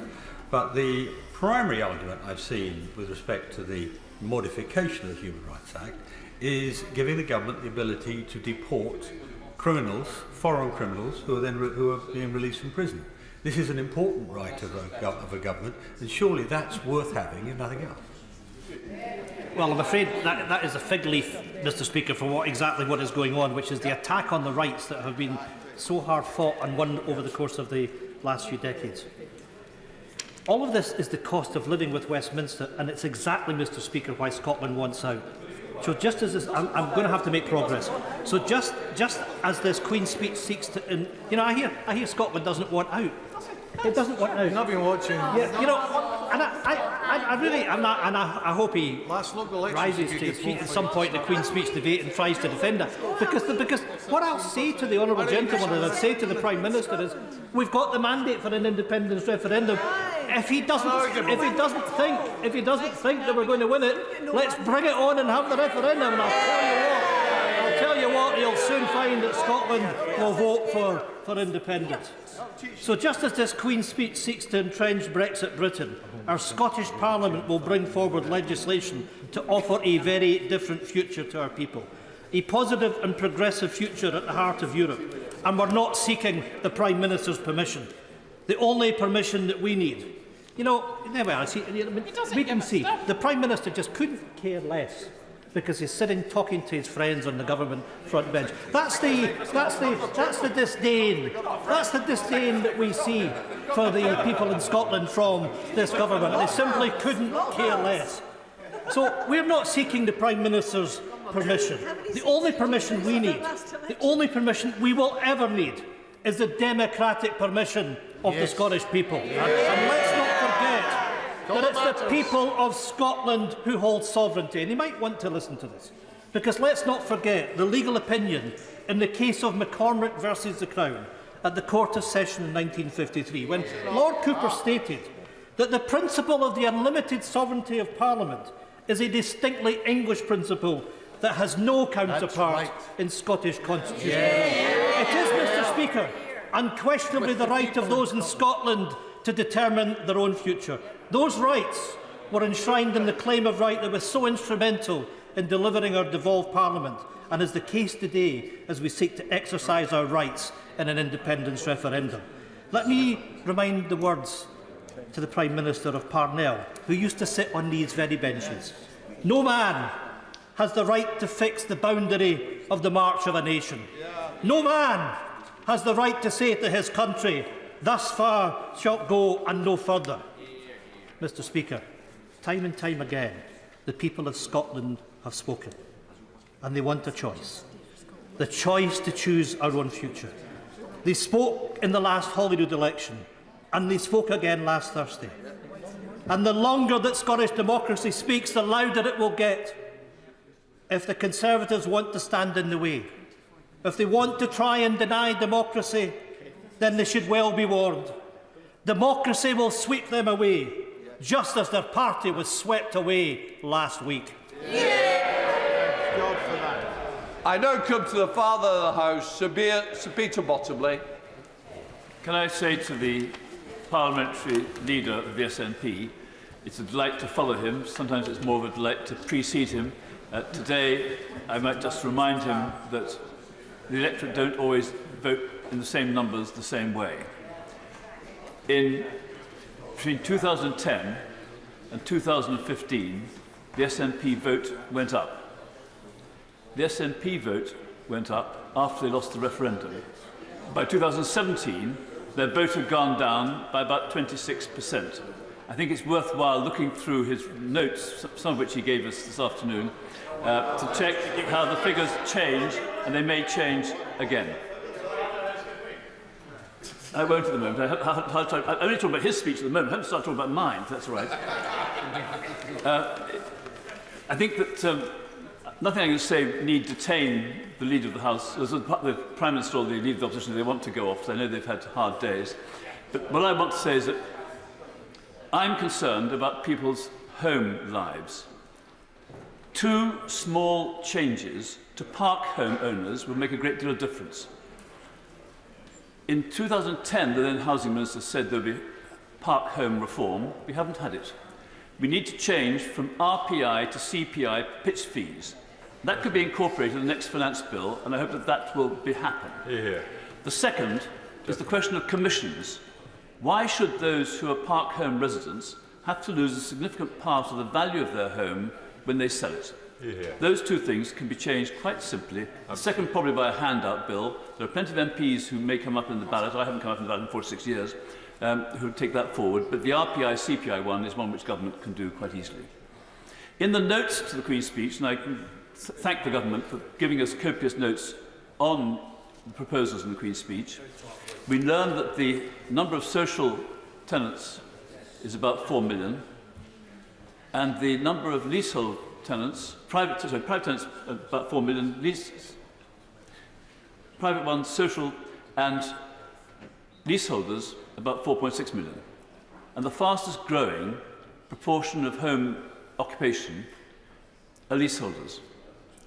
We won't get decent information from the last census, because the only choices people could put down was they owned their home or they were a tenant.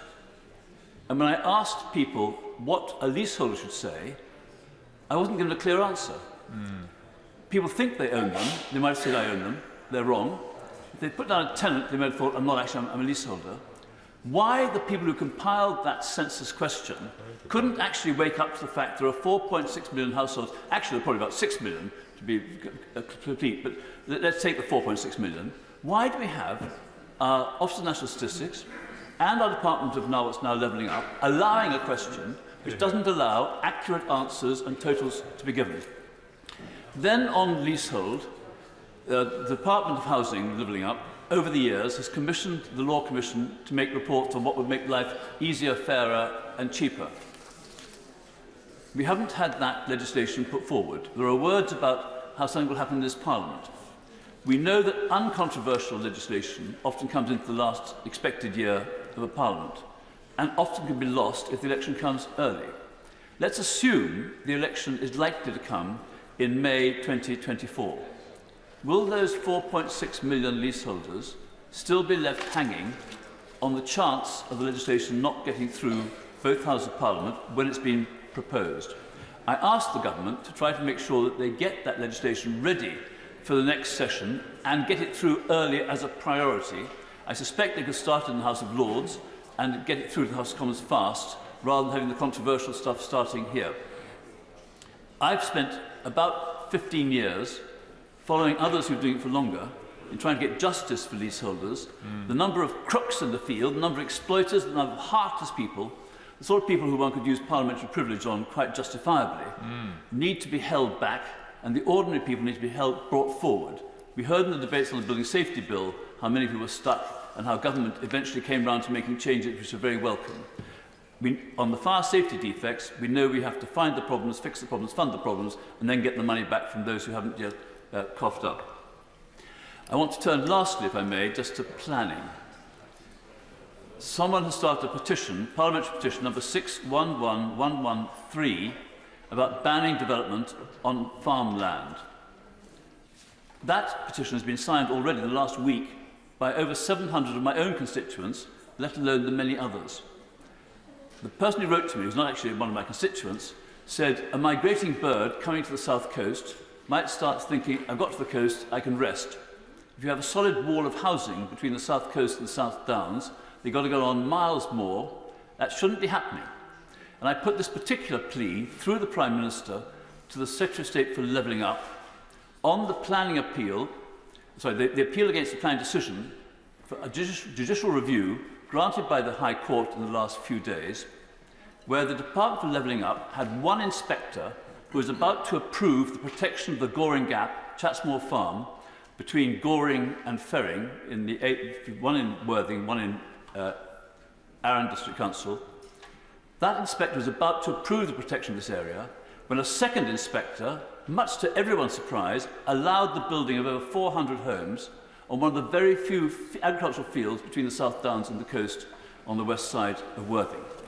That decision is now to be heard in the High Court. I asked the government to decide they will not oppose the application for judicial review, not oppose the overturning of the decision, cancel the decision, or at least let the court cancel it, and say they will never again allow two inspectors to toss a coin for development of major farmland in one of the very few areas in a built-up area. I would say that if we want local democracy, we need to trust local councils, but even if we can't trust local councils, and I frankly do, we can't trust a department, inspectorate, which allows two inspectors to make decisions which are incompatible with each other's responsibilities. I know that the political success of the Labour Party in Worthing will lead to a new leader of the council, but I'm delighted that the present leader of the Labour group on the council came to the Goring Gap at my invitation to make a speech in favour of asking government to solve this problem. I hope the leader of the opposition, who's visited on a couple of times, once telling people and the other time not telling people he was coming, and not telling, I don't mind not telling me, he didn't even tell the Labour Party he was coming. He wanted the photograph. But things have changed since then. Let's hope that government can see sense and protect the Goring Gap, the Chatsmore Farm and local democracy. Dave McHillier. Thank you very much, Mr. Speaker. Mr. Speaker, we've got finally the Queen's speech, 30 bills, and what the Prime Minister calls fiscal firepower. Well, I can't see that fiscal firepower in what's being done to support our constituents, and I fear that many of these 30 bills are like so many of recent government policies, mere headlines, or worse, dog whistle headlines that appeal to a certain section of our electorate but do nothing to solve the real problems that our constituents face. I should declare at the outset, Mr. Speaker, that I am a leaseholder in a property that is having cladding removed, and I concur completely with the honourable member for West Worthing about the challenges for that group of people and for leaseholders more generally. And it is disappointing that we still have so much work to be done on leasehold reform. But in Hackney South and Shoreditch, as in many constituencies up and down the country, we need real support for the people who've been left behind. In my constituency, we see a huge challenge with 1 in 2 children living in poverty after housing costs are taken into account. And in London, we know that 60% of households in poverty are working households. That's an increase from 44% only a few years ago. And it's a reflection of the low pay that too many workers are paid and the high housing costs in constituencies like mine. So we all know that employment is a huge opportunity, but it is not a route out of poverty on its own for many people in London because of these high living costs. And that cost of living crisis is not just hitting those in constituencies like mine with those high prices, but biting everybody, biting now those who are just about managing, those who are on good incomes, but hitting huge increases to their fuel bills. And we know the government's response to that has been, from the Klarna Chancellor, lend the money now and people have to pay it back later, further indebting particularly the poorest households. So we need much better support for those left behind, and the government talks about levelling up. but in Hackney we don't see much of this levelling up fund. We are the 7th most deprived local authority area in the country, but in the government's approach to levelling up, Hackney counts as priority 2. And yet, constituencies like Richmondshire, Derbyshire Dales and High Peak, which are respectively the 256th, the 265th and the 202nd most deprived constituencies in the country, are being prioritised over those children in my constituency living in poverty, living in overcrowded conditions, too often, sharing a bed with a parent up to the age of early teens because there is nowhere else for them to sleep, and struggling because of the challenges of the pandemic. They need support, and we must make sure, and this government needs to hear, that levelling up isn't just about levelling up in between different regions of the UK, but in parts of London within our amazing capital city. And of all people, the Prime Minister, who had the honour of serving as the elected Mayor of London, should be aware of that, and it is a shame on him that he is not tackling this head on. We need much better support, Mr. Speaker, for housing generally. I have more private renters in my constituency than I have homeowners, and more social housing tenants than both of those combined, and all have real problems. And the government is finally unveiling its renters reform bill, something that we're all keen to see, but just abolishing no-fault evictions isn't enough to solve the challenges of where people can live. You cannot live now in the private sector and grow a family, because even with no-fault evictions being abolished, if that does eventually happen, it doesn't make it a stable home, with rents escalating at the whim of the landlord. I give way to the honourable gentleman. Very grateful, Mr. Speaker. Doesn't she understand, though, that this gracious speech is all about levelling up and giving people more opportunity, and there needs to be a surge of private investment into these places with better paid jobs and better skills training and better education? That is the whole point of it, and will she support that? Well, Mr. Speaker, if that's the whole point of it, forgive me, but I can't see that. I have the privilege of chairing the Public Accounts Committee, where we have looked at the Towns Fund and the levelling up approach. And it is a chaotic policy. It is a headline without proper detail and analysis about how to deliver this. Only the Bristol area has seen economic growth outside London over many decades now. It is a challenge for every government, but the idea that headlines saying it's going to happen are actually going to deliver is just for the birds. And we see this huge increase in private renters, and yet no real support for them.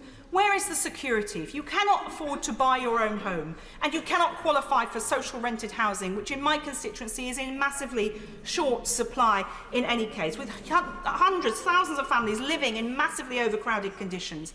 We've all been on the doorsteps a lot in the last week, Mr. Speaker, and it's a privilege to always meet constituents. But when you keep meeting constituents who you knew when their children were toddlers, whose children are still living, sharing the bedroom, 2 or 3 of them, while their parents live in the living room, and those children are now young adults, it's not good enough. There is no hope for those people, because the government and these proposed bills do nothing to enable councils to build that important social rented housing, give better rights to renters, and provide a proper stepladder to purchasing your own home. Every policy so far has fuelled the equity in those who already own their home, rather than giving a real leg up to wannabe first-time buyers in constituencies like mine, where a 2-bedroom modern flat, as I've said repeatedly in this House, Mr. Speaker, but I repeat it again, on the market for around £750,000. That's just for a 2-bedroom leasehold flat. And as of June of last year, the median house price in the constituency was £600,000. But there aren't many. I'd be struggling to find a property for that price in many parts of my constituency. But that's a huge increase, 9.1% over the past 5 years. A house in Hackney costs more than 16 times the average Hackney salary. And that's not, and you know, Hackney has a range of salaries, though there are a lot of people at the poorer end. And 1 in 35 people in my constituency are recorded officially as homeless or in temporary accommodation. But that doesn't include those overcrowded ones, those who are overcrowded because there's no space for them to go, and those with no recourse to public funds who can't possibly afford to rent privately, even though they're working and certainly could never buy. And rents, as we all know, are very, very high. So we need much better support. And there's no real solution in this Queen's speech. And crucially, we need real support for a lost generation. Many people have been very badly affected by COVID. But a group that I worry about particularly are our children, who have lost out on 2 years of education. And hats off to the teachers and schools that kept educating them. But for many children, however well the school did, if you didn't have the technology at home, you were clustered around one computer and a mobile phone with poor data, that was never going to be the same as a classroom experience. So schools did the best they could, and many did a very, very good job. But there is a challenge for children who lost out on education, who will go through the system without catching up under the government's proposal. So I look forward to seeing what's in their bill.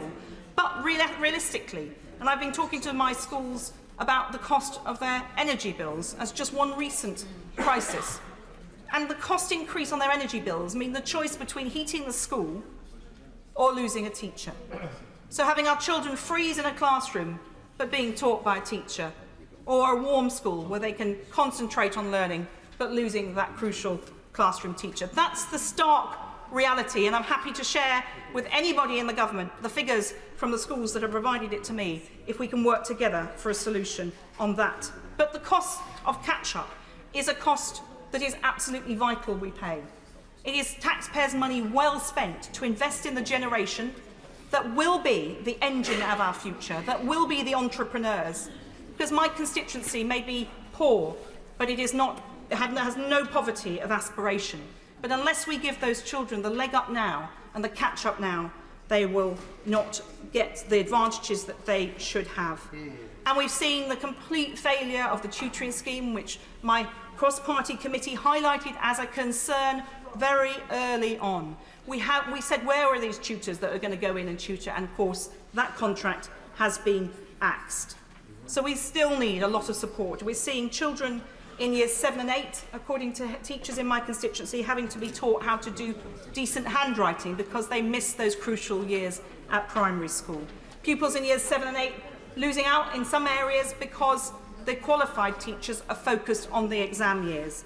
And we all want our children to succeed, and the government needs to make sure that school funding is properly resolved. It's fallen in average terms, in real terms, per pupil by 1.2% for the most deprived fifths of schools, but increased by nearly 3% for the least deprived fifths of schools. Is this levelling up? It doesn't look like it to me. And the Prime Minister purports to be an intelligent man. I'm sure he can do the maths and work out that that means there's an awful lot of children losing out. I was pleased to see that the Victims Bill is finally, perhaps going to appear. It's only been in 3 manifestos and 4 Queen's speeches. But this is a real crucial problem. Again, my committee has looked at the backlog in the criminal courts. There are many factors to that, some of which cannot be resolved through legislation. The sheer grind of day-to-day delivery and government of decent public services is something that seems alien to the Prime Minister and his front bench. But that aside, we need this Victims Bill to support victims better. Like the woman in my constituency, violently attacked by her partner in front of her 7-year-old daughter. She went to the police. The court case was set for 2 years after that violent attack. It is no surprise that he has repeatedly broken his non-molestation order because he feels that he can get away with it scot-free.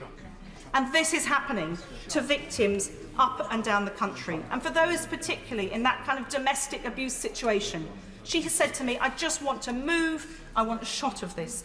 I don't want to be reliving this, nor do I want my daughter to relive this over the next 2 years.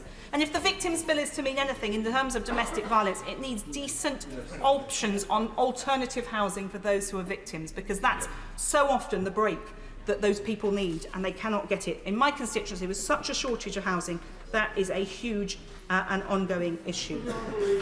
I'll give way to the honourable gentleman. To the shortage of housing, and we need to get more houses delivered. So will she be supporting the reforms to the planning system that have been incorporated in today's Queen's speech? Mr. Speaker, I will support anything that delivers the housing. I haven't had a chance to look at the detail. I think we do not yet know all of the detail. But absolutely, in my constituency, if there's a bit of land and nothing's moving on it, we are looking at it as an option for housing. But we cannot fit everything into an inner city London borough. We need a better balance of housing, but we do definitely need that more affordable housing. And in a constituency like mine, we need more socially rented housing because the other options are not real options for people. People who've been housed in temporary accommodation in other boroughs outside of my constituency often want to move back. When they're on a 5-year lease, I say to them that is, at the moment, the current situation, thanks to this government, often the best you'll get. But when the rent is as high as it is in the private sector, they worry because they cannot survive without some benefit top-up if it fits in with the housing benefit cap. And so they are stuck in a terrible cycle of never being able to have a permanent home. I just wanted to touch on a couple of other issues that have been raised in a lengthy Queen's speech. The Prime Minister, Mr. Speaker, talks about Brexit being done. Well, Prime Minister, you know and I know that it's not done, is it? It's far from done. And there is going to be a very long tail of changes that have been repeatedly delayed. There was no planning after the vote in 2016. We've seen import controls once again delayed, and it's not even clear what will change. Businesses are confused, people are confused, and that lack of planning is coming home to roost. So you can use the Prime Minister, Mr. Speaker, can use the slogans, but we can see through them, and he can have a peruse any day he wants of the committee reports that we've put out there highlighting these concerns. And the Queen's speech has got a whole chunk of dividing issues that the Prime Minister would love me to engage with now, but I'm not going to give him that satisfaction because I want real results for the people in my constituency, not the flim-flam and the cheap headlines of things that he hopes will start culture wars between members of this House and our voters, because everybody in this House and all our constituents know that the cost of living has to be a priority, that levelling up has to be a priority. I was pleased to see a UK infrastructure bank announced, Mr. Speaker, but I'm a bit puzzled because this is the same government that created the Green Investment Bank and then a few years later sold it off to the private sector. So if this infrastructure bank is going to invest in green technologies, well, good, if it works, but why have we had a decade of wasted time on that opportunity? In summary, Mr. Speaker, this bill is not about bringing our country together and supporting people who need it. It's about division. Our Prime Minister has his head in the sand about real life and the real challenges of the cost of living and finding a home for so many of our constituents. There is no direction from this government that's flailing around trying to come up with a list of headlines but unable to competently govern this country in the interests of the people I represent. Honourable Theresa May.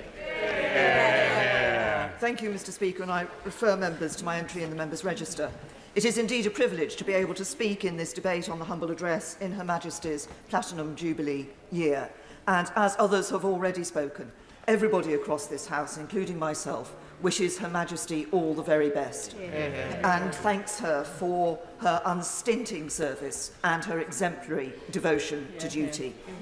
As others have done, I would also like to recognise the passing of 3 excellent members of this House, Sir David Amis, James Brokenshire and Jack Droney.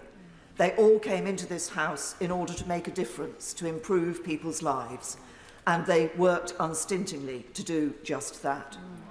And I would like to congratulate my honourable friends and members for Beverley and Holderness and Brecon and Radnorshire for their absolutely excellent speeches in proposing and seconding this gracious speech of the humble address. I want to speak about a few of the elements of the government's programme that I very much welcome. The Modern Slavery Bill will cement the government's commitment to enhance the provisions on supply chains.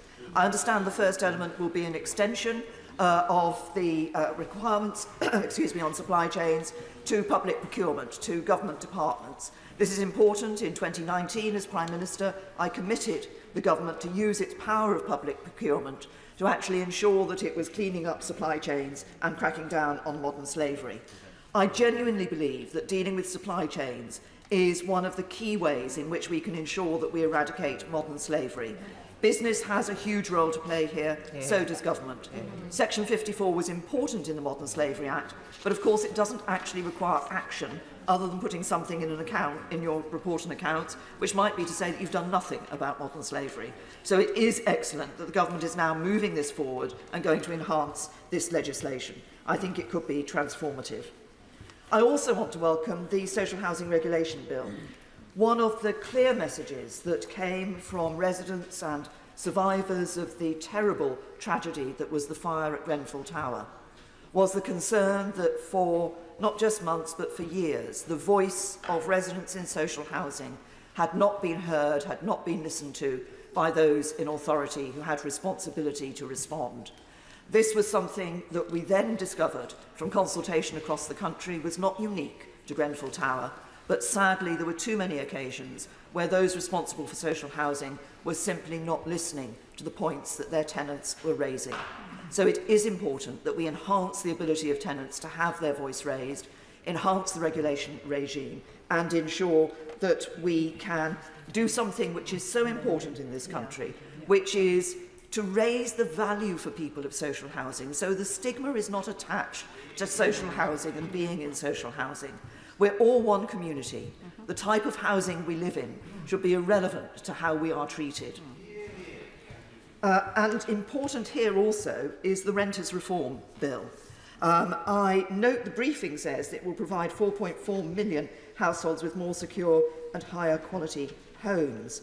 Renting is the only option for more and more people, and for some it is the flexible option that they actively want. But it isn't easy if you then live feeling that you could be evicted through no fault of your own. And dealing with those no-fault evictions was a commitment that has been made previously. I seem to remember my government made it, and I sincerely hope that it will now be enacted through this bill. When it comes to housing, it is important for the government to recognise the many concerns that were expressed by the public and by members of this House, across the House, on the elements of the planning white paper that the government published. And I understand that the Housing Secretary has heard those messages and is looking carefully at what should be in the planning bill. We do need more homes. We need to ensure they're in the right place.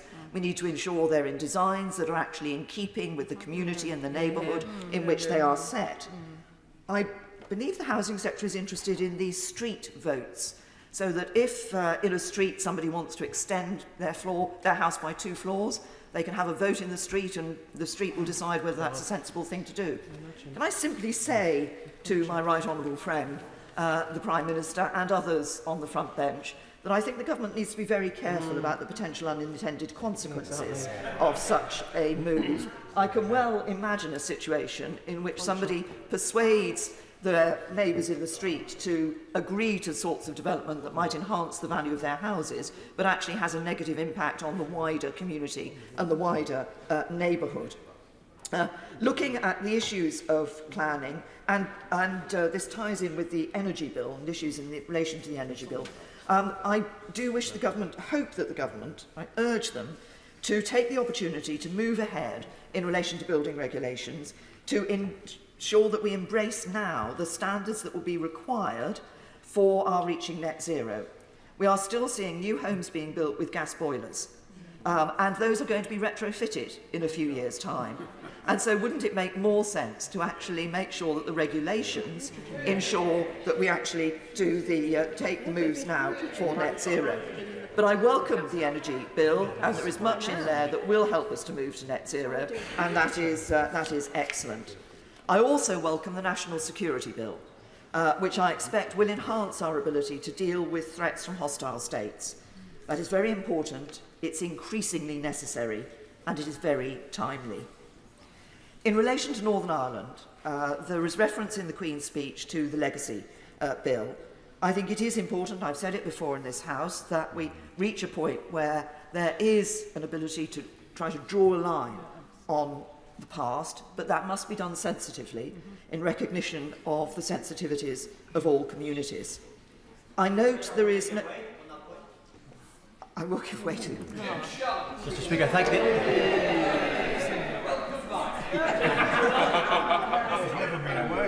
I think there's an explanation there. I was at the Nigerian embassy getting my pass so that I can go to Nigeria at the end of May.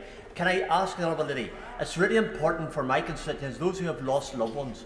I can name them the Ballydugan 4, Stuart Montgomery, murdered by the IRA. Nobody ever made accountable. My cousin, nobody ever made accountable. I want justice. My relatives want justice. My constituents want justice. Does the Honourable Lady agree? Can I say Theresa May? I say to the honourable gentleman, we welcome him back to his place in the chamber. That is why I say it is important that these issues are addressed sensitively. They have consistently been looked at by some of my colleagues in relation to those veterans who may find themselves being caught before justice. But what is important is that people who did lose loved ones during the Troubles, and the majority of those losses will have been at the hands of terrorists, but who did lose loved ones during the Troubles, are able to feel that sense of, first of all, actually understanding what has happened and being able to know what has happened. And I think this is one of the things that is driving the government's intention in relation to this bill. And they will want to be able to feel some sense of closure, which they have not been able to see for so many years.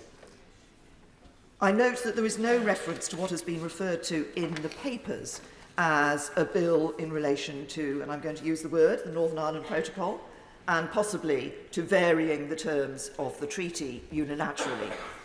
Can I say to my right honourable friend, and he will not be surprised if I say this, that I do not feel that that would be the right move for the government, that I think the government needs to consider not just some immediate issues, but also the wider sense of what such a move would say about the United Kingdom and its willingness to abide by treaties which it has signed. I will give way to the right honourable. I thank the former Prime Minister for giving way.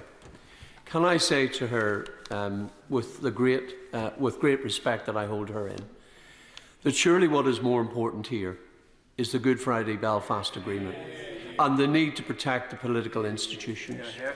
I stood in the election last week.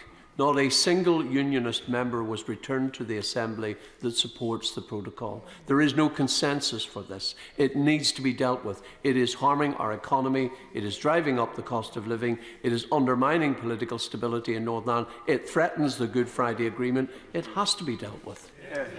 Say to the right honourable gentleman that I put a deal before this House which actually met the requirements of the Good Friday Agreement and actually enabled us not to have a border down the Irish Sea or to have a border between Northern Ireland and the Republic of Ireland. Sadly, the DUP and others across this House chose to reject that, but it was just such an opportunity for what he wanted.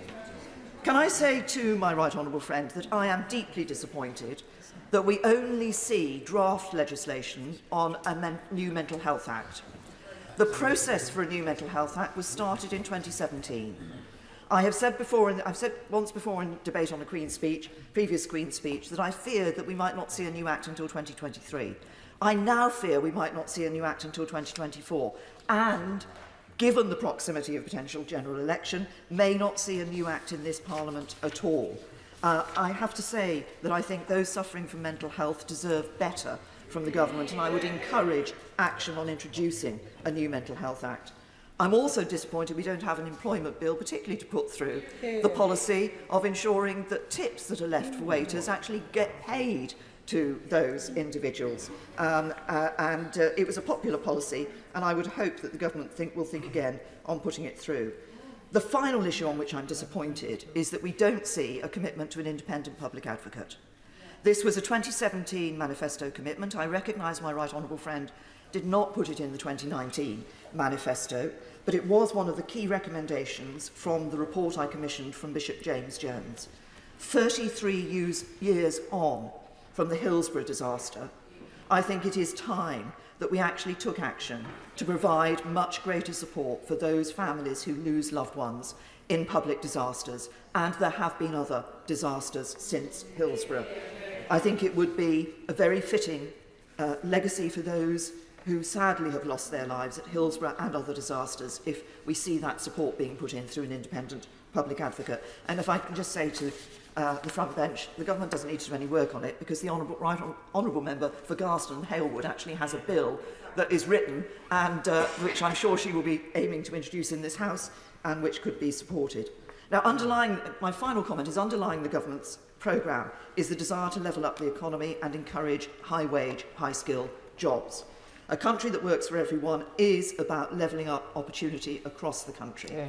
But the economic background against which the government is working does not make delivering on those aspirations easy. The cost of living crisis is making life difficult for many across the country. We have rising inflation, the need to restore public finances, the number of people who are economically inactive in this country is rising, as well as we've seen a hit to sterling, and forecast growth is well below trend. All those make for a very challenging environment. And it's a time like this that the Conservative principles of sound public finances and competent economic management are needed more than ever. And as we level up across the country, we should ensure that we're a government that doesn't just work for certain parts of the country, but a government that truly works for everyone. Thanks. Great pleasure to follow the right honourable lady, especially since the current Prime Minister entered office. And I agreed with a lot of what she said, especially on the need to move ahead quickly with new legislation for people with mental health issues, and what she said on social housing, and I thank her for that. Madam Deputy Speaker, I'd like to pay tribute to Her Majesty the Queen. She was missed today very much, and on behalf of the Liberal Democrats, I would like to send her our very best wishes. And we all look forward to celebrating the incredible milestone of the Queen's Platinum Jubilee next month. As an MP serving the Royal Borough of Kingston-upon-Thames, I know there'll be street parties galore across my constituency, demonstrating our patriotic and affectionate support for Her Majesty. I'd also like to pay tribute to three others whose absence we feel very acutely today: James Brokenshire, David Amos and Jack Dromey. Parliamentary colleagues who sadly left us in the last 12 months.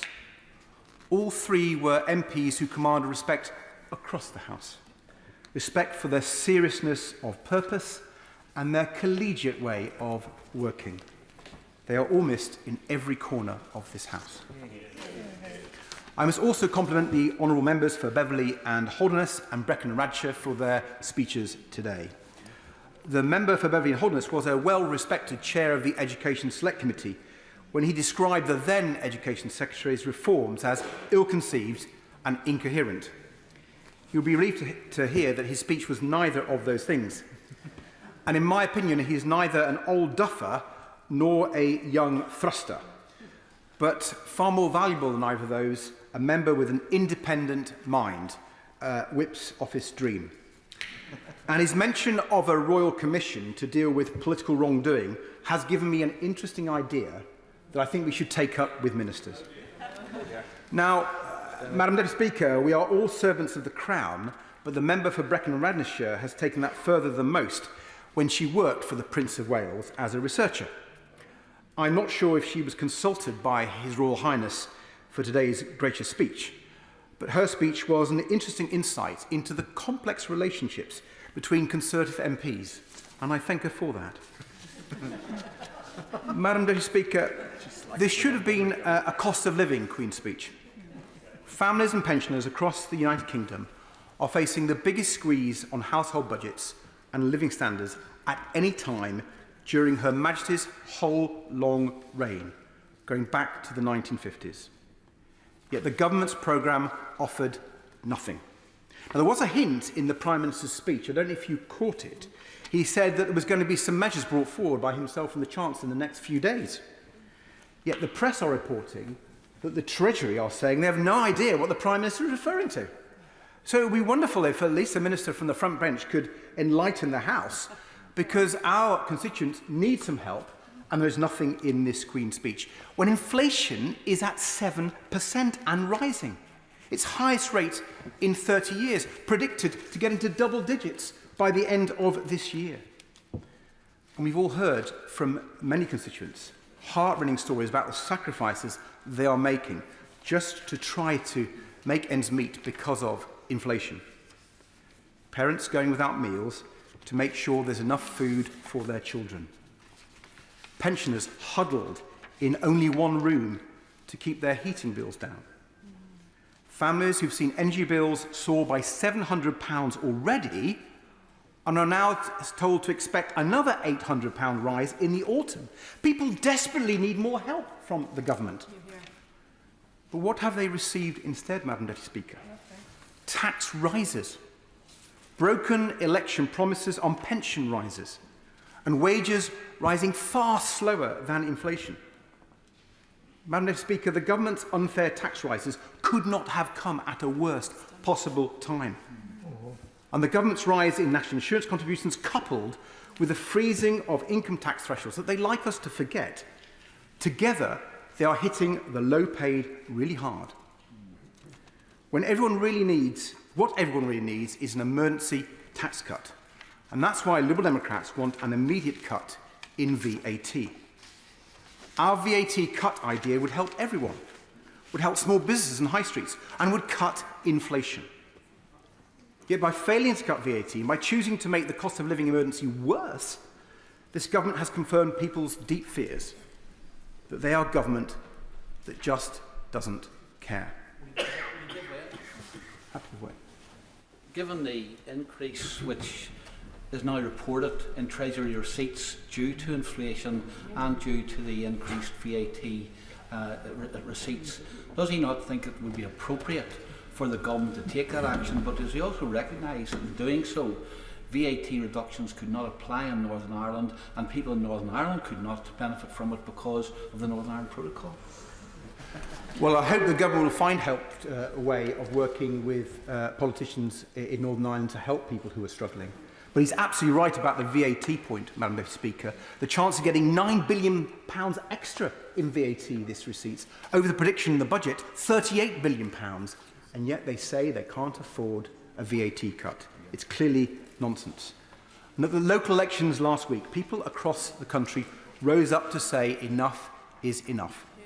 From Stockport to Somerset, Cumbria to Cambridgeshire, Harrogate to Harpenden, voters chose Liberal Democrats to be their local champions to fight for a fair deal for them and their communities.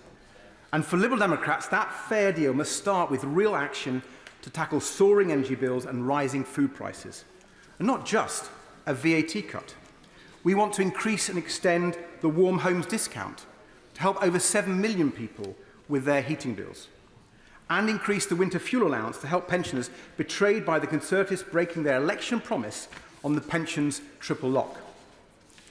Liberal Democrats want to help families and pensioners in rural areas who heat their home with heating oil or LPG who aren't protected by the energy price cap.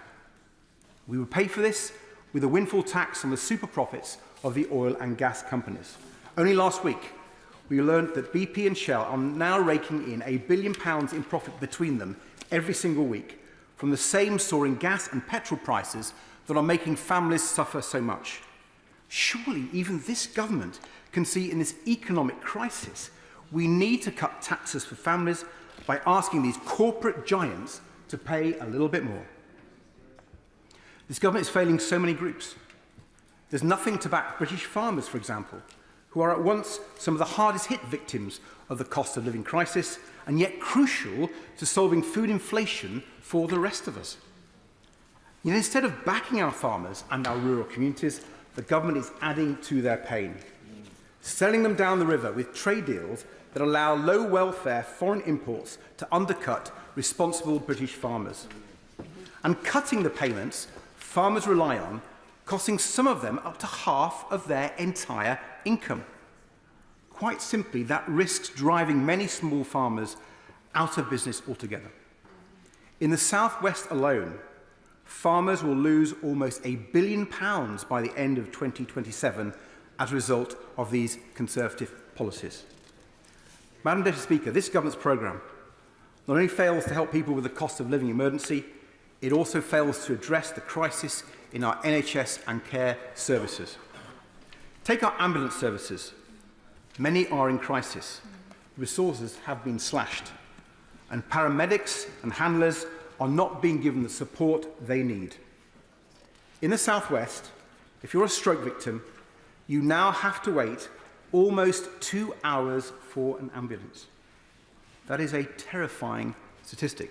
An average wait for an ambulance of almost 2 hours. And it's not just stroke victims. In Devon, an 88-year-old man, Derek Painter, lay in, and I quote, excruciating pain after he fell on the stairs. He waited 7 hours for an ambulance. That is just horrific. Thousands of people are watching loved ones in agony and distress. Some have even watched them die. This is heartbreaking, and it cannot go on.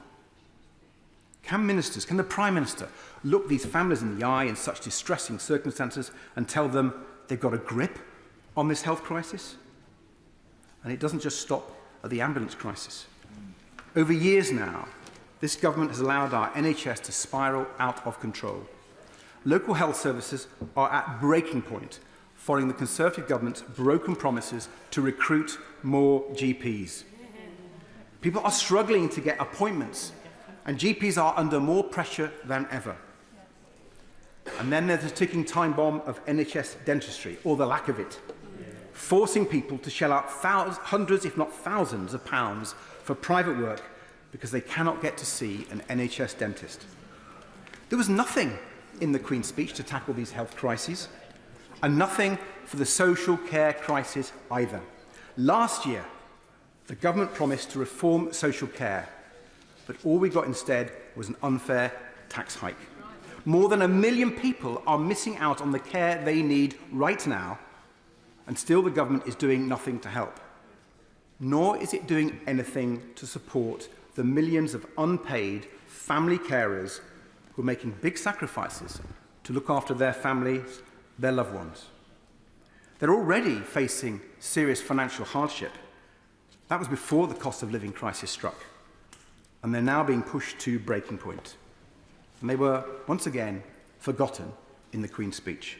I've told ministers, I've told the Prime Minister on countless occasions about the everyday struggles carers face. The amazing Kingston Carers Network in my constituency tell me their members, like carers across the country, are desperate for a rising carers allowance and for respite services to give them a break. Yet even the government's promise of a week unpaid leave for carers, surely the very least the government can do, was missing from the gracious speech. It's just not good enough. Without these unpaid carers, these family carers, our health and social care systems would crumble. The government is ignoring them at their peril. Nor can it afford, Madam Deputy Speaker, to ignore the growing public anger about raw sewage being dumped into our rivers and seas. I see it in the Hogsmill River in my constituency, Kingston's blue jewel, and one of only 210 chalk streams in the world. Sewage pollution is killing these rivers and chalk streams and threatens the habitats of countless wild animals and soils the beauty of our precious local environment. I know other members across the country are seeing the same, with sewage being poured into their local rivers and streams and into the seas along our coasts, whether in Eastbourne or East Devon. Liberal Democrats have proposed tough new laws and a new sewage tax on water companies to end the dumping of raw sewage, and our constituents will not forget the government's failure to listen and include such measures in the Queen's speech today.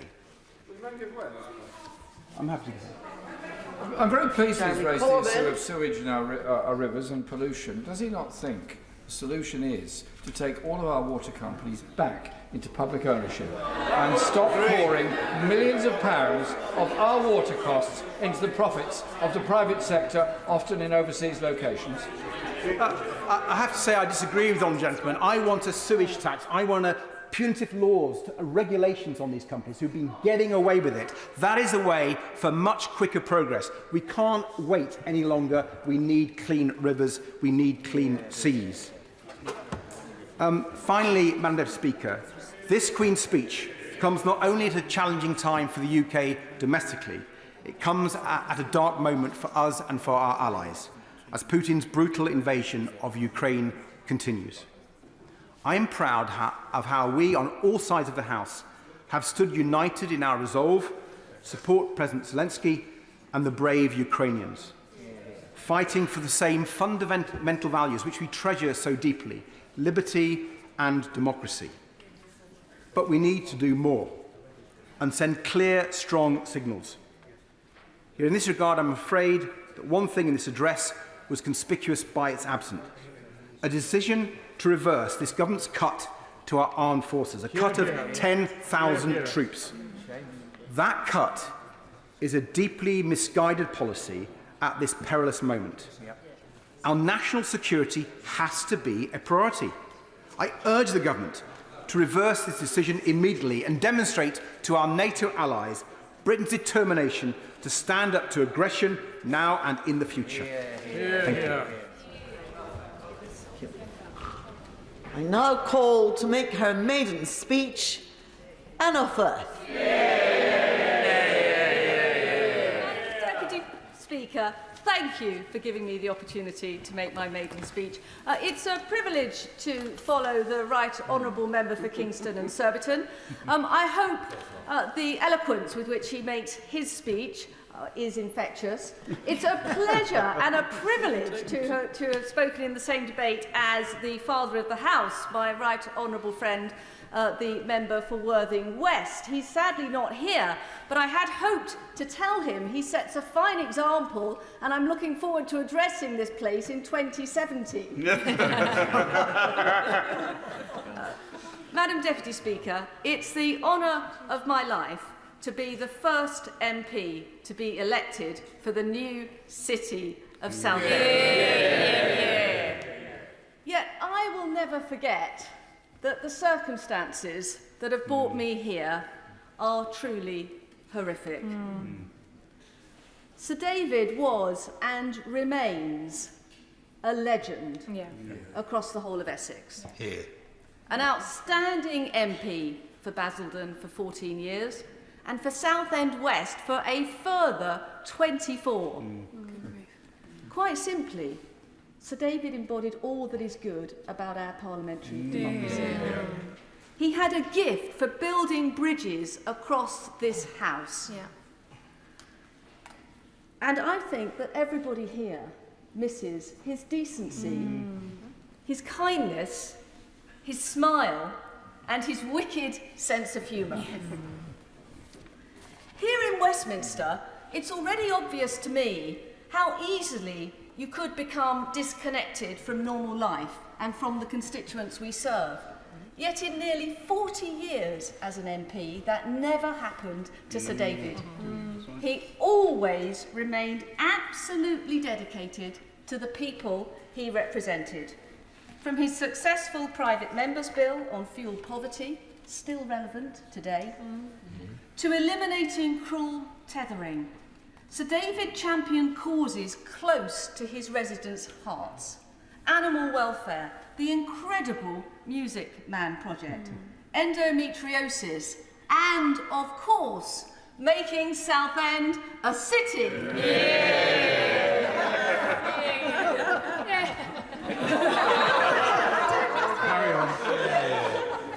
Madam Deputy Speaker, there are others I would like to mention. The life of an MP is clearly demanding, but there are rewards and recognition that go with that. One group of people, however, share many of the pressures of our journey, but little of the recognition. So I want to pay tribute to Lady Amos and her 5 children. No one, I repeat, no one has paid a higher price for our democracy than they have. As we continue on with our lives, theirs has been shattered forever. The dignity, love, and spirit of reconciliation that they have shown has been an inspiration to me, and I know the whole House would wish to join me in telling them their sacrifice, their contribution to our democracy will also never be forgotten. Yeah. I would also like to pay tribute, Madam Deputy Speaker, to the other mainstream parties who chose not to contest the by-election, proving once again attacks on our democracy will only ever bring us closer together. Madam Deputy Speaker, Southend West is a wonderful constituency. Award-winning beaches, the earliest recorded woodland in Essex, an international airport, nationally important wetlands, and the beautiful town of Leigh-on-Sea, where I was born and love living. Arrive from London, Madam Deputy Speaker, by road, turn right towards the sea, and there, spread out before you, is, in my opinion, the most captivating view in the southeast. And that is the view, Madam Deputy Speaker, that Admiral Blake would have seen in 1652 when he brought the crippled English fleet back from the Anglo-Dutch War to Old Leigh for refitting. Spurning instructions to go to Medway, Blake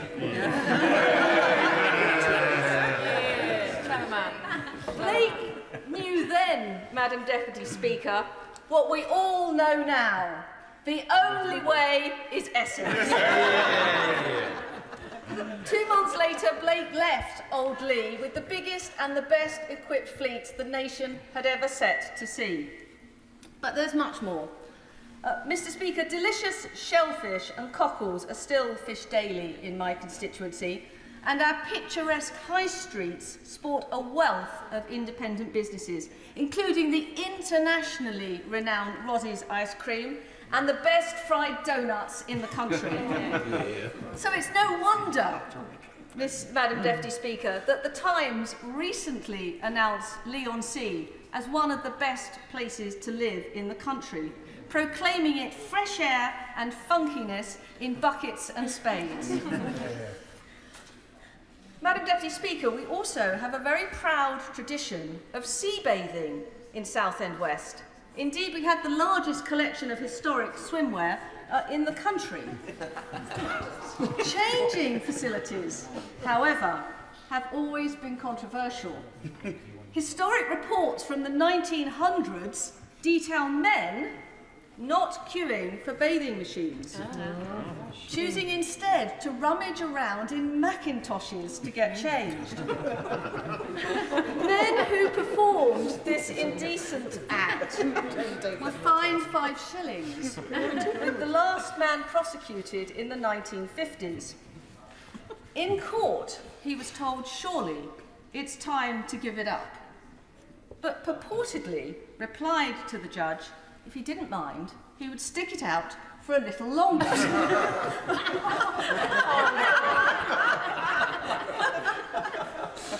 There is, of course, much more to Southend West than our beautiful seafront. From internationally significant heritage sites, such as the Saxon Prittlewell Prince Burial, a stunning medieval monastery, and the 17th century London shipwreck, to Chalkwell's famous Rose Garden and the Palace Theatre, which previews many West End shows, Southend, Madam Deputy Speaker, is absolutely worthy of being the UK City of Culture in 2021. Here we go.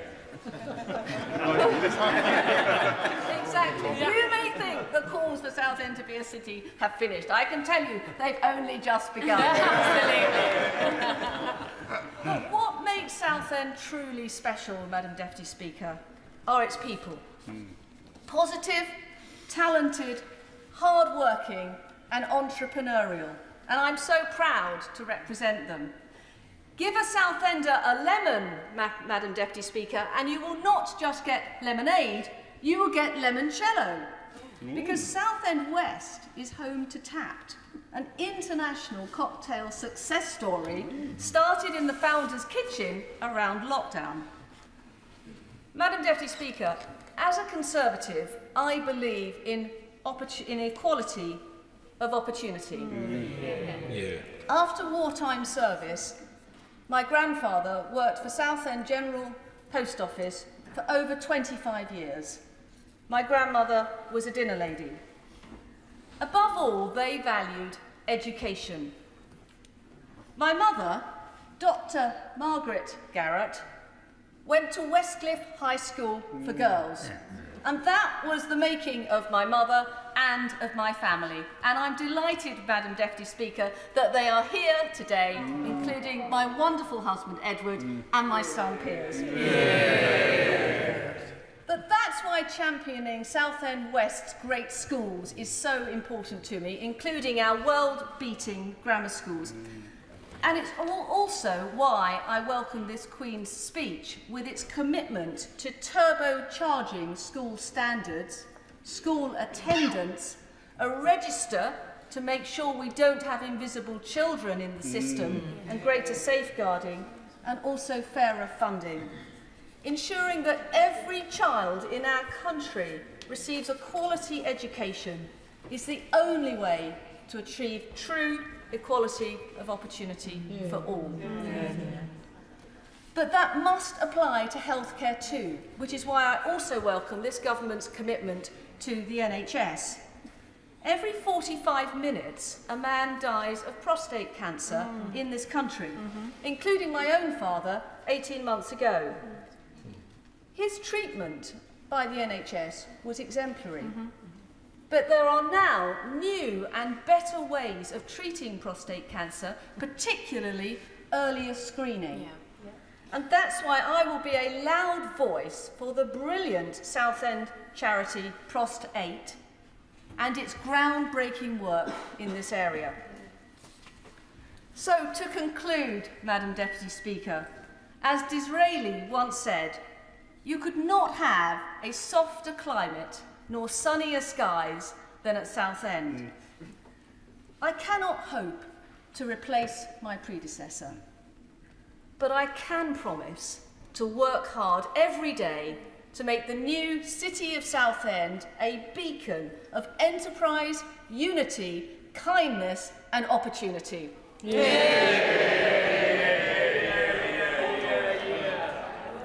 Tony Lloyd.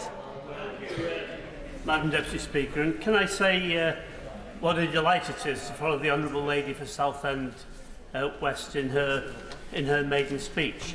And I, like other members of the House, would very strongly empathise with her remarks about David Amos. He was a friend to many of us, absolutely somebody who did cross the best of this House of Commons of ours. He will be a very tough act to follow, but the Honourable Lady's speech, I think, does show why she is now the Member of Parliament to take on David's many, many battles. I would say this as well. As a Northerner, I for a long time thought Leon C was as credible as the Wigan peer.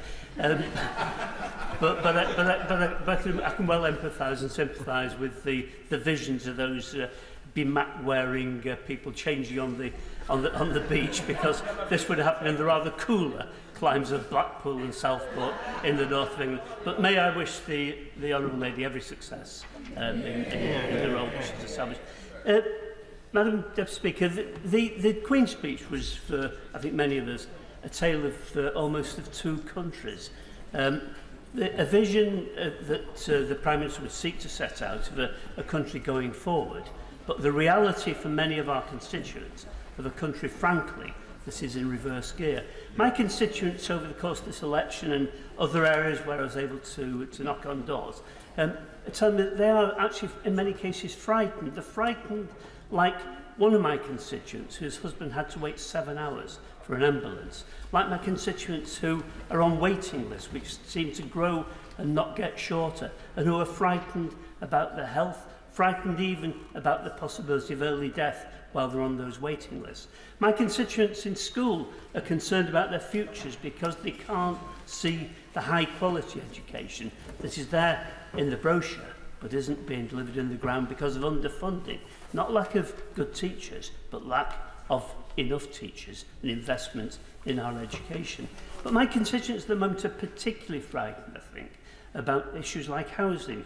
My honourable friend for Hackney made the point about London. The London housing market is a very unique one. But actually the lack of social housing, the lack of affordable housing across this country of ours is very much the same. And there is a housing crisis in my constituency, and there is nothing in this Queen's speech that touched on that. The biggest issue, though, undoubtedly, and I've not had such a large number of emails at a personal level, is people's concerns about the cost of living crisis. You know, when we've got, again, a tale of two countries, the Centricas of this world, the BPs of this world, the Shells of this world, making record profits, many of it going to their already well-heeled shareholders, and yet my constituents and those of honourable members on both sides of this House who have already seen a 50% increase in the cap, the energy cap, and are likely to see an equivalent increase later on this year, they're frightened of what that means. People who really are frightened to put the heating on, people who are frightened to cook and to use the oven, people who simply don't know how they'll make things through the end of the month. A woman who wrote to me, she's a teacher, a single parent mum, and as a single parent mum she was able to buy her own home, but she tells me she's frightened that she may have to sell that home because she doesn't know how she can continue to afford the upkeep on it. And that's somebody not at the what we would think of at the worst off end. A professional teacher should simply not be in that position, but she's frightened for her children, frightened for her budget. A family who's where the wife was telling me she's concerned that her husband, even though she herself is in work, is going to lose the car that he gets because he's disabled. The thing that gets him around gives him his own life support mechanism. Frightened that will go, and makes the point that her benefit, that his benefit increase rather, even though she's in work, for his disability at 3.1% is de facto a serious decrease, with inflation likely to hit 10% later on this year. Pensioners who, again, are concerned about how they make ends meet. Pensioners who've seen the government break its promise of the triple lock. Pensioners who have seen a 3.1% increase in the pensions, but actually who are facing inflation at levels way above that. These are people who are very concerned about the future of this country and cannot see the glossy brochure that the Prime Minister is giving us. And we've got to do something about this. We've got to do something about a situation where it isn't just those that seemingly the lowest economic groupings in our society who are suffering. People across the piece who are worried. And there are things the government can do. We know even have they increased the national minimum wage to the £10 that many on this side of the House argue, even now the increase, that 50% increase, 50 pence increase, would yield something in the order of £900 a year to those in receipt of that. That, even after tax, would go some way to paying the increase in energy costs. Why did the Chancellor not do that? So these are important issues. We can, and even now could, do that. We could see a reversal of some of the tax increases the government's brought in recognition that those penalise those on average incomes, those on lower incomes. That would be the right thing to do in a responsible society. To say to those better off in our society, maybe they should, people like me actually, now over retirement age, who pays no national insurance. That's got to be wrong in our society. Why should I not, who still get the benefits of working, the benefits of our national insurance system, why should I not be making my contribution? Why should not those on higher incomes be paying national insurance pro rata to those incomes? Let the strong look after those who are weaker. We say that to our police officers. You who are strong look after those who are weak. We say that to those with the brains to run our hospitals. Those who are strong look after the vulnerable. Why don't we say to the better off, you help look after those most in need? Because that is the mantra of a fair society. But, Madam Deputy Speaker, in the Queen's speech as well, I did look for other issues. For example, what are we going to do about the climate crisis? It's already been mentioned there is nothing that's on the face of the Queen's speech, or even in the government's puffing around it, that gives us any indication that there will be the investment in home insulation, which is absolutely fundamental if we are going to tackle the climate crisis. There are many things the government can be doing. It would create jobs, it would create skills. It seems so obvious that a crash and emergency programme of home insulation would be part of moving the nation in the right direction. It's simply not there. That would be good to save energy costs. It would be great to save this planet. Let's do it. But it's not there.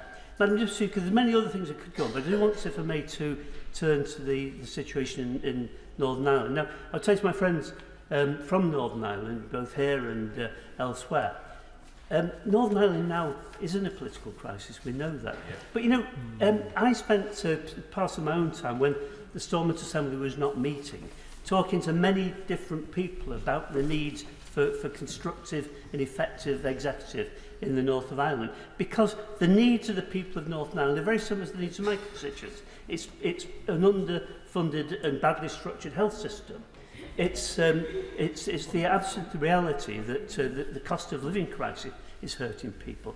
It's real concerns about the investment in education in the North of Ireland. These are things that are common across the piece. They don't have tribal identities or whatever. And I would say to honourable members here present, actually I understand that the debate about the protocol has to go on. We'll agree and disagree on some aspects of it. But actually, in the end, having an effective executive is something that does matter. I'll say to the Right Honourable Member for Lagan Valley, when he talks about permanent political instability, this isn't the message of a constructive process that devolved government ought to be about. I believe in devolved government because I believe it's good for the people of Northern Ireland. But as we sit at the moment, we don't face that constructive devolution if instead we have once again a boycott. I thank the honourable member for giving way. My party believes in devolution very strong indeed. It's done a lot of the heavy lifting to make devolution work, more than many others. But I'll tell the honourable member this gently. The cost of living crisis is accentuated in Northern Ireland by somewhere in the region of between 27 and 34% of higher costs because of the border on the Irish Sea. It has got to be removed, or else that crisis will go on and will poison all relationships and the economy. Well, let me say, I understand that his party is committed to devolution. They were part of making that devolution process work over the years, and that transformed the situation on the ground in Northern Ireland. I know this. But what I would say to him is that the Prime Minister's protocol is something that has to be debated in this chamber. Members of the DUP are here to debate that in this chamber, and I hope they do take that opportunity. But stopping reform of the health service, stopping the kind of things that could be done about the cost of living crisis in terms of education, etc. These are things that are here and now, and I implore them to think seriously about what that does. What we can unite on, though, across all parties in Northern Ireland is this, is that, and the Honourable Member for Strangford made a very important comment earlier on about the legacy of the Troubles. And one of the things that over time I've listened to many victims of and the families of victims of the Troubles, and their common insistence still that they want justice. And I fear that this amnesty proposal, this blocking of things like inquests, is going to prevent that search for justice. And actually that does unite people across the political divide in Northern Ireland. Of course it will. Thank you for giving way, and I know that he doesn't want his speech dominated by the Northern Ireland issue, but would he accept that not only is the Northern Ireland Protocol adding significantly to the cost of living crisis in Northern Ireland and slowing down the recovery of the Northern Ireland economy from COVID, but it also poisons the very essence of the Belfast Agreement and therefore stops the working of the institutions. It removes democracy because it does not just unionist members, but all members on the Assembly will not have any say on 60% of the laws. It removes the principle of consent because not one unionist member supports the protocol, and yet It would be the role of those members in the executive in Northern Ireland to implement the very protocol that unionist population are being damaged economically and constitutionally by. Well, we can continue to debate the protocol, and no doubt will, and the different views on its impact. There are those, and honourable members in this House know this, in Northern Ireland who say, in actual fact, business wants to get on and make the protocol work. But nevertheless, we'll continue to debate this issue, of course we will. But nevertheless, the central point I'm making is this, is that to delay reform of education, to delay the important investment and the good governance of Northern Ireland is a very high price to pay for not bringing the matter of the protocol before this House. Madam Deputy Speaker, I've probably spoken enough. I just want to say two kind things about the government. It's Queen's speech. One is the victims, the potential for something about victims, and that's a major step forward, really important. And the second, of course, is to see some progress on the governance of football. It may seem like a periphery to many people, but football actually does matter. It is our national game, and actually making sure we get this right is something that is important. So I look forward to seeing the details of this, because they've got to be got right. David Davis. Thank you, Madam Deputy Speaker. It's a privilege to follow the Right Honourable Member for Rochdale. I've followed him over the years many times, and whilst I may not always agree with him, he always speaks with level-headed common sense, and that's a privilege for the House. Madam Deputy Speaker, the proverb tells us the good die young, and in this House that couldn't be more true than this year, with three of our most valued members, David Amos, James Brokenshire and Drac Dromey, all leaving us before their time. And David Amos was a particularly close friend of mine, and so it's a particular privilege to speak after his successor in her storming maiden speech. Indeed, when she was telling her Macintosh joke, I was reminded of a maiden speech about 30 years ago on those benches, when a rather striking red-headed Scott Nat made a absolutely stonking speech, maiden speech, and I think it was John Smith jumped up and said, "That was no maiden speech, that was a brazen hussy of a speech." Well, hers was too elegant to say that of it. She was much more elegant than that. But I'll say this to her, and perhaps it's the greatest compliment I can give her. And as I say, David would have been proud of me. Now, I want to make some simple points, Madam Speaker, Madam Deputy Speaker, fairly quickly. But there's a great deal to welcome in this Queen's speech, in 38 bills, and those who have been poo-pooing them perhaps ought to think, wait until they see the details of some of them. The tackling of economic crime, embracing the freedoms that Brexit offers, that's too late. Reforming and securing our energy supply, resolving the Northern Ireland legacy issues. These are all massively important issues, and there are many others like them, which should get our undiluted support. There are some, and the front bench would be disappointed if I did not say this, there are some which perhaps require more careful handling. For example, the online safety bill, a very necessary and well-intentioned bill, but is so complex will have dozens of unintended consequences, including possibly curbing free speech unintentionally. So we have to make sure we give the time to that, to look at it carefully. Similarly, the National Security Bill, undoubtedly a necessary bill, but we're going to have to handle it carefully because it replaces the Official Secrets Act, and we must make sure it does it in a way which does not curb the rights of honourable whistleblowers, for example, whilst protecting the state from its enemies. Now, a Queen's speech is built on sand if it's not underpinned by strong economic foundations. Indeed, in the actual Queen's speech, it said the government will drive economic growth to improve living standards and fund sustainable investment in public services. But taxes today are too high. So we need to get some fundamentals right. High taxes don't deliver growth, they stifle it. Yep. Low taxes deliver investment. Low taxes deliver higher productivity. Therefore, low taxes deliver growth. Therefore, low taxes is the preemptive answer to stagflation, which is the biggest threat on our horizon. in the coming year. So I would say to the House that I rather agree with some of the points coming from some of the opposition benches about the need for an emergency budget. I don't agree with the argument for windfall taxes. I think that would defeat itself. But there's certainly need to act quickly.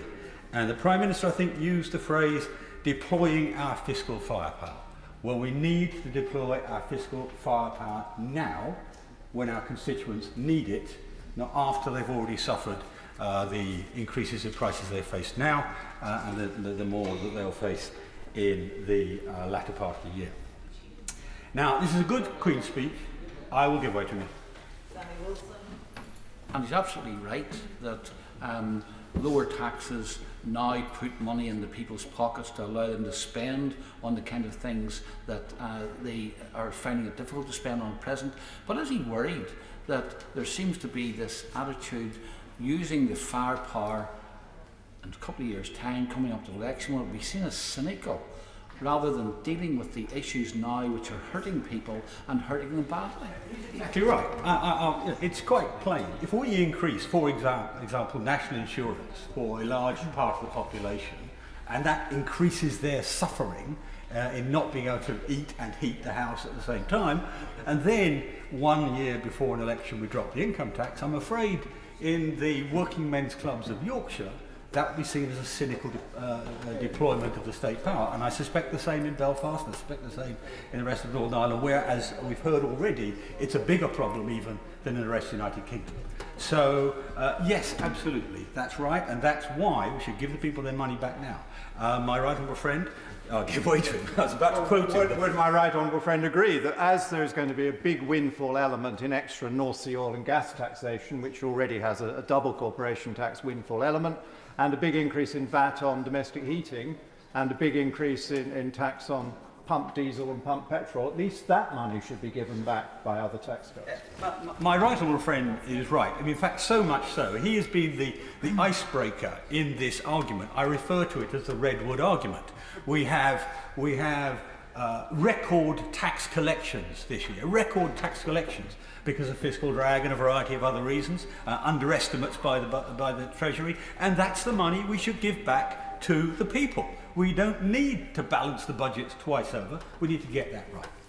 Now, there are elements which I think we need to reinforce or increase of what the Queen's Speech is talking about. I mean, my favourite line in the Queen's Speech is the same one every year. It's other measures we put before you. And I want to speak just to those for a moment now. We're Conservatives, we believe in a property-only democracy. And governments for 30 years, governments of all powers, all persuasions, and for 30 or more years, since Margaret Thatcher, in truth, have failed in this regard. They've failed. My generation, 2/3 of people bought their own home. Today, it's a quarter. That is a scandal.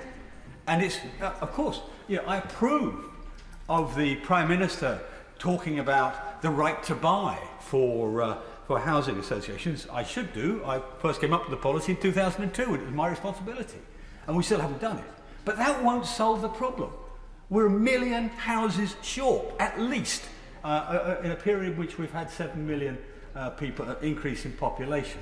We're about 100,000 houses a year short in terms of what we're constructing, in addition to that million.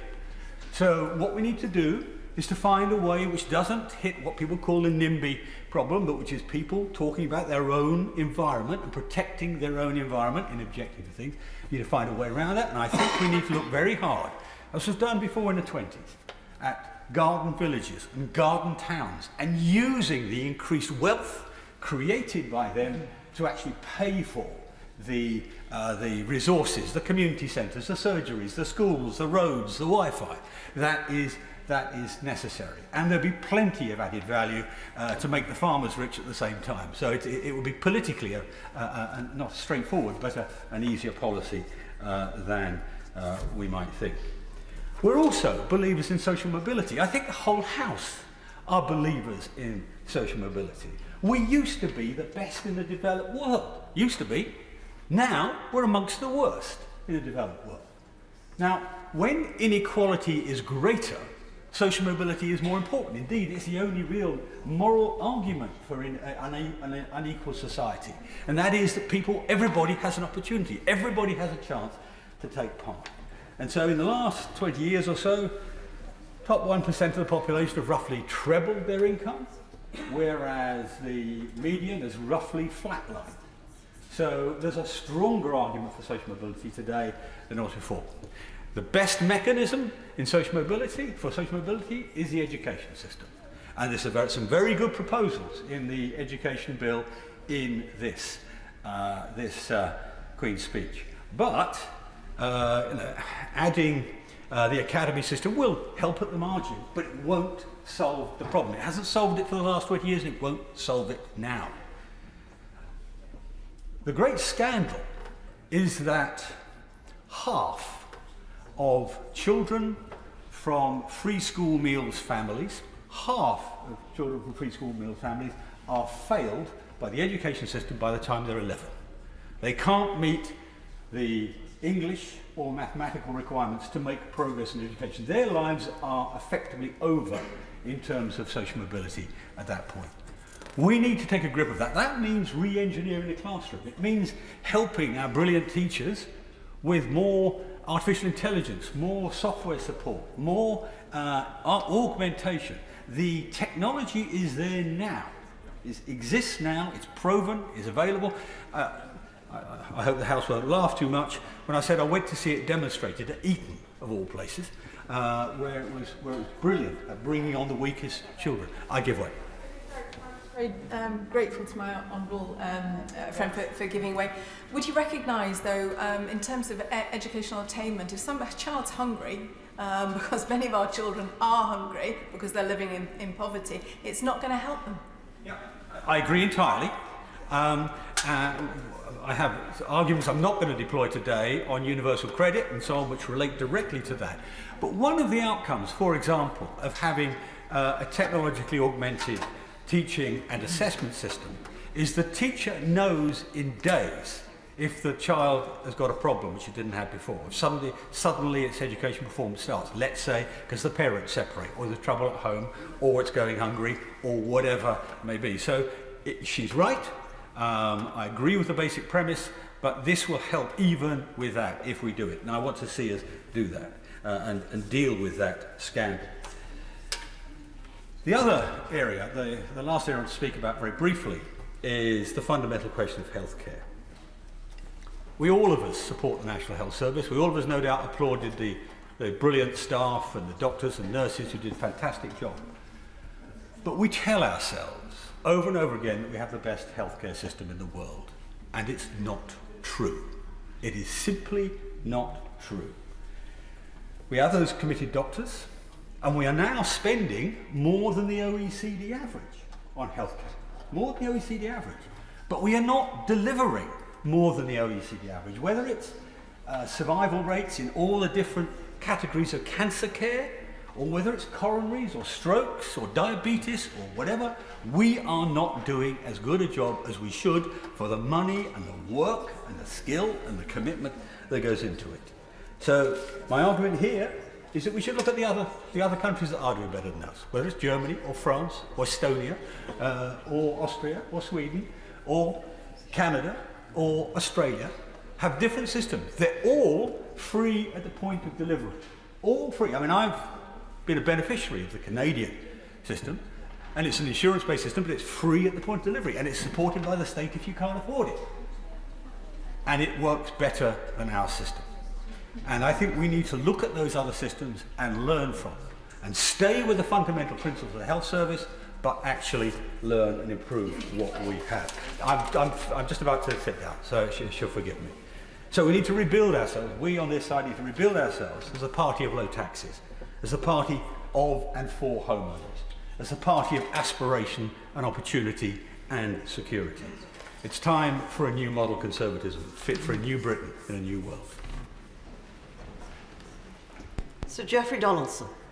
Thank you, Madam Deputy Speaker, and it's a pleasure to follow the member for Halton Price and Howden, and thank you for the support that he has given to us over the years in Northern Ireland in particular. Can I also add my voice on behalf of my right honourable and honourable friends and the people of Northern Ireland in paying tribute to Her Majesty the Queen in this, her Platinum Jubilee year, and in particular on behalf of the residents of Royal Hillsborough in my constituency. We look forward to Her Majesty being able to travel to Northern Ireland again in the near future and to stay with us in Hillsborough and meet again with the very proud citizens of that village who have recently been accorded royal status. Madam Deputy Speaker, much has been said already, and I think it is important that as the government goes forward, there is a focus on the health of our citizens and on the cost of living crisis in particular. And recently in the Assembly elections, the local political parties in Northern Ireland were very much focused on these issues, and as I campaigned across Northern Ireland, I met many people who are concerned about their ability to pay their bills or about how long they're going to be waiting on our health waiting lists. Sadly, we have the longest waiting lists in the United Kingdom, even though we pay more per capita into the health service than any other part of the United Kingdom. And that, I think, flags up the need for reform of our healthcare system in Northern Ireland alongside much needed investment in that system. And we, as a party, are committed to this. We're also committed to ensuring that measures that the government bring forward here at Westminster are applied to all parts of the United Kingdom in terms of supporting hard-pressed families, working families during this cost of living crisis. And I hope that any measures that are introduced by the government and that any spending commitments that apply to those are applied across the United Kingdom, and of course that the Barnett consequentials are made available to the Northern Ireland Executive. And it is a matter of regret, Madam Deputy Speaker, that at this moment in time we do have a political crisis in Northern Ireland. And that political crisis is born out of the reality that whilst the government talks about in Brexit taking back control of our borders, our money and our laws, in respect of Northern Ireland, our part of the United Kingdom, we have not yet completed that journey. As the Right Honourable Member for East Antrim reminded us, I've now been elected to a Northern Ireland Assembly, which is the legislature for Northern Ireland, dealing with those devolved matters that are not principally a matter for this House. And yet many of the regulations that apply to trade in Northern Ireland, to business in Northern Ireland, are enacted by the European Parliament, by the European Commission.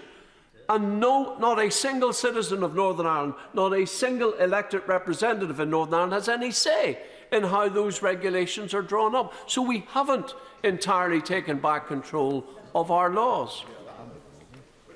Isn't it a disgrace that we can want to cut VAT in the United Kingdom, but we're not allowed to cut it in Northern Ireland? In what sense are they honouring our internal market and our constitutional arrangements?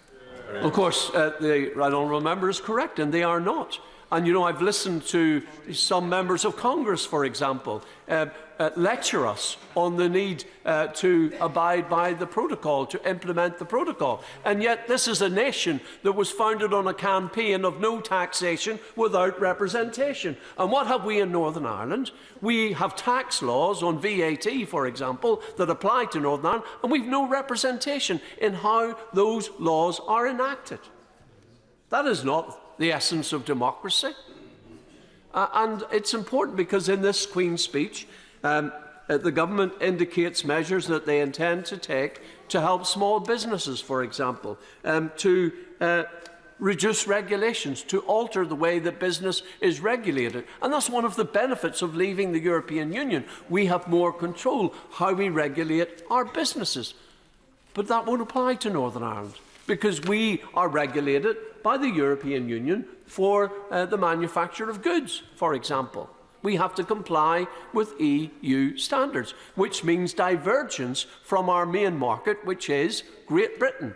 We purchase 4 times more goods from Great Britain than we do from the European Union in its entirety, and we sell far more goods to Great Britain than we do to the whole of the European Union as well. And yet we find this Irish Sea border, this trade border within our own country, is harming our economy, is damaging the ability of our businesses to expand, to invest. It's costing them more. I recently heard from one company, a small business in manufacturing in Newton Abbey, in the constituency of the Honourable Member for South Antrim. They tell me that in the first year of the operation of the Northern Ireland Protocol, the additional costs in bringing component parts from Great Britain, the transportation costs, the delays in getting those goods in, the additional paperwork, the customs fees, amounts to over £100,000 for that small business alone. That's costing them jobs. It means they can't invest in the expansion of their business. This is harming business in Northern Ireland, and peace and prosperity go hand in hand. A stable Northern Ireland doesn't just depend on the absence of violence, it depends on the growth of our economy, on creating jobs for our young people, of giving them hope for the future. And the protocol is harming our ability to do that, because it's harming our access to our biggest market in Great Britain. Of course. I thank the right honourable gentleman for giving way, and I absolutely hear the passion in his voice and the anger, and it must be so frustrating for the community in Northern Ireland. I was interested hearing Marks and Spencer's being quoted about the additional on-costs that they're facing in terms of the selling of their products in Northern Ireland relative to, say, the mainland. But can I just ask, and this is not supposed to be a difficult question, but what was it that the Prime Minister promised to his party when the Prime Minister addressed the party back in whatever it was, in 2019, I think, autumn 2019? Did he make it clear what was the reality behind what he would do in negotiating with the EU? Well, I can answer the member quite clearly. The Prime Minister came to our party conference and told us there would be an Irish Sea border, quote, over his dead body. That's what he told us, and unfortunately the protocol created an Irish Sea border, and it is harming our economy. Now, I am only asking the Prime Minister to honour the commitments that he has given to us. I'm not asking him to do anything more than that. And the Honourable Member made reference to supermarkets. Can I just point out the absurdity of what this protocol means? Sainsbury is one of the biggest supermarket chains in Northern Ireland. It has no supermarkets in the Republic of Ireland. And yet, when Sainsbury moved the goods, even their own brand products, from Great Britain to Northern Ireland for sale in Sainsbury supermarkets in my part of the United Kingdom, they have to complete customs declarations, pay fees. There is a delay in moving those goods, which, as you will know, for food products can be vital, that delay, and it costs them more. And that is driving up the cost of food in Northern Ireland. For example, chilled food products, it's estimated that the additional cost as a result of the protocol is 18% in comparison with the same products in Great Britain. And as the Honourable Member reminded us earlier in this debate, the Road Haulage Association have said that the cost of bringing goods from Great Britain to Northern Ireland as a direct result of the protocol has gone up 27% in the first year of its operation.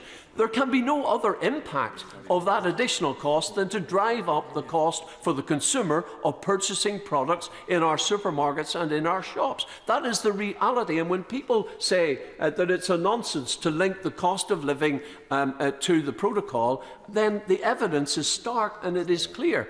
Yes, there is a cost of living crisis in Great Britain, but it is exacerbated in Northern Ireland. It is enhanced in Northern Ireland by the presence of the protocol and the presence of the Irish Sea border. That's why, Madam Deputy Speaker, I have had to take the reluctant decision as leader of the Democratic Unionist Party not to nominate ministers to the executive until this issue has been addressed, because we're being asked to implement a protocol. Don't forget, it's ministers in Northern Ireland who oversee the ports. We're the people who are required to implement, to oversee this, and it is simply not fair that as unionists we're asked to engage in an act of self-harm against our own people in Northern Ireland with the imposition of our protocol, which we do not accept, do not support, and we do not believe is necessary in order either to protect the integrity of the UK internal market or the integrity of the EU single market.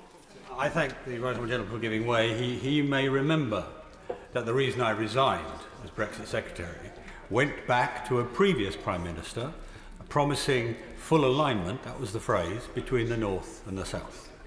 And it seemed to me at the time that the outcome of that was that Northern Ireland would have no more legislative power than a colony, because it had no ability to correct the sorts of problems he's now talking about. And is it not the case, is his argument, that for as long as that stands, this will make Northern Ireland not more stable, but less stable?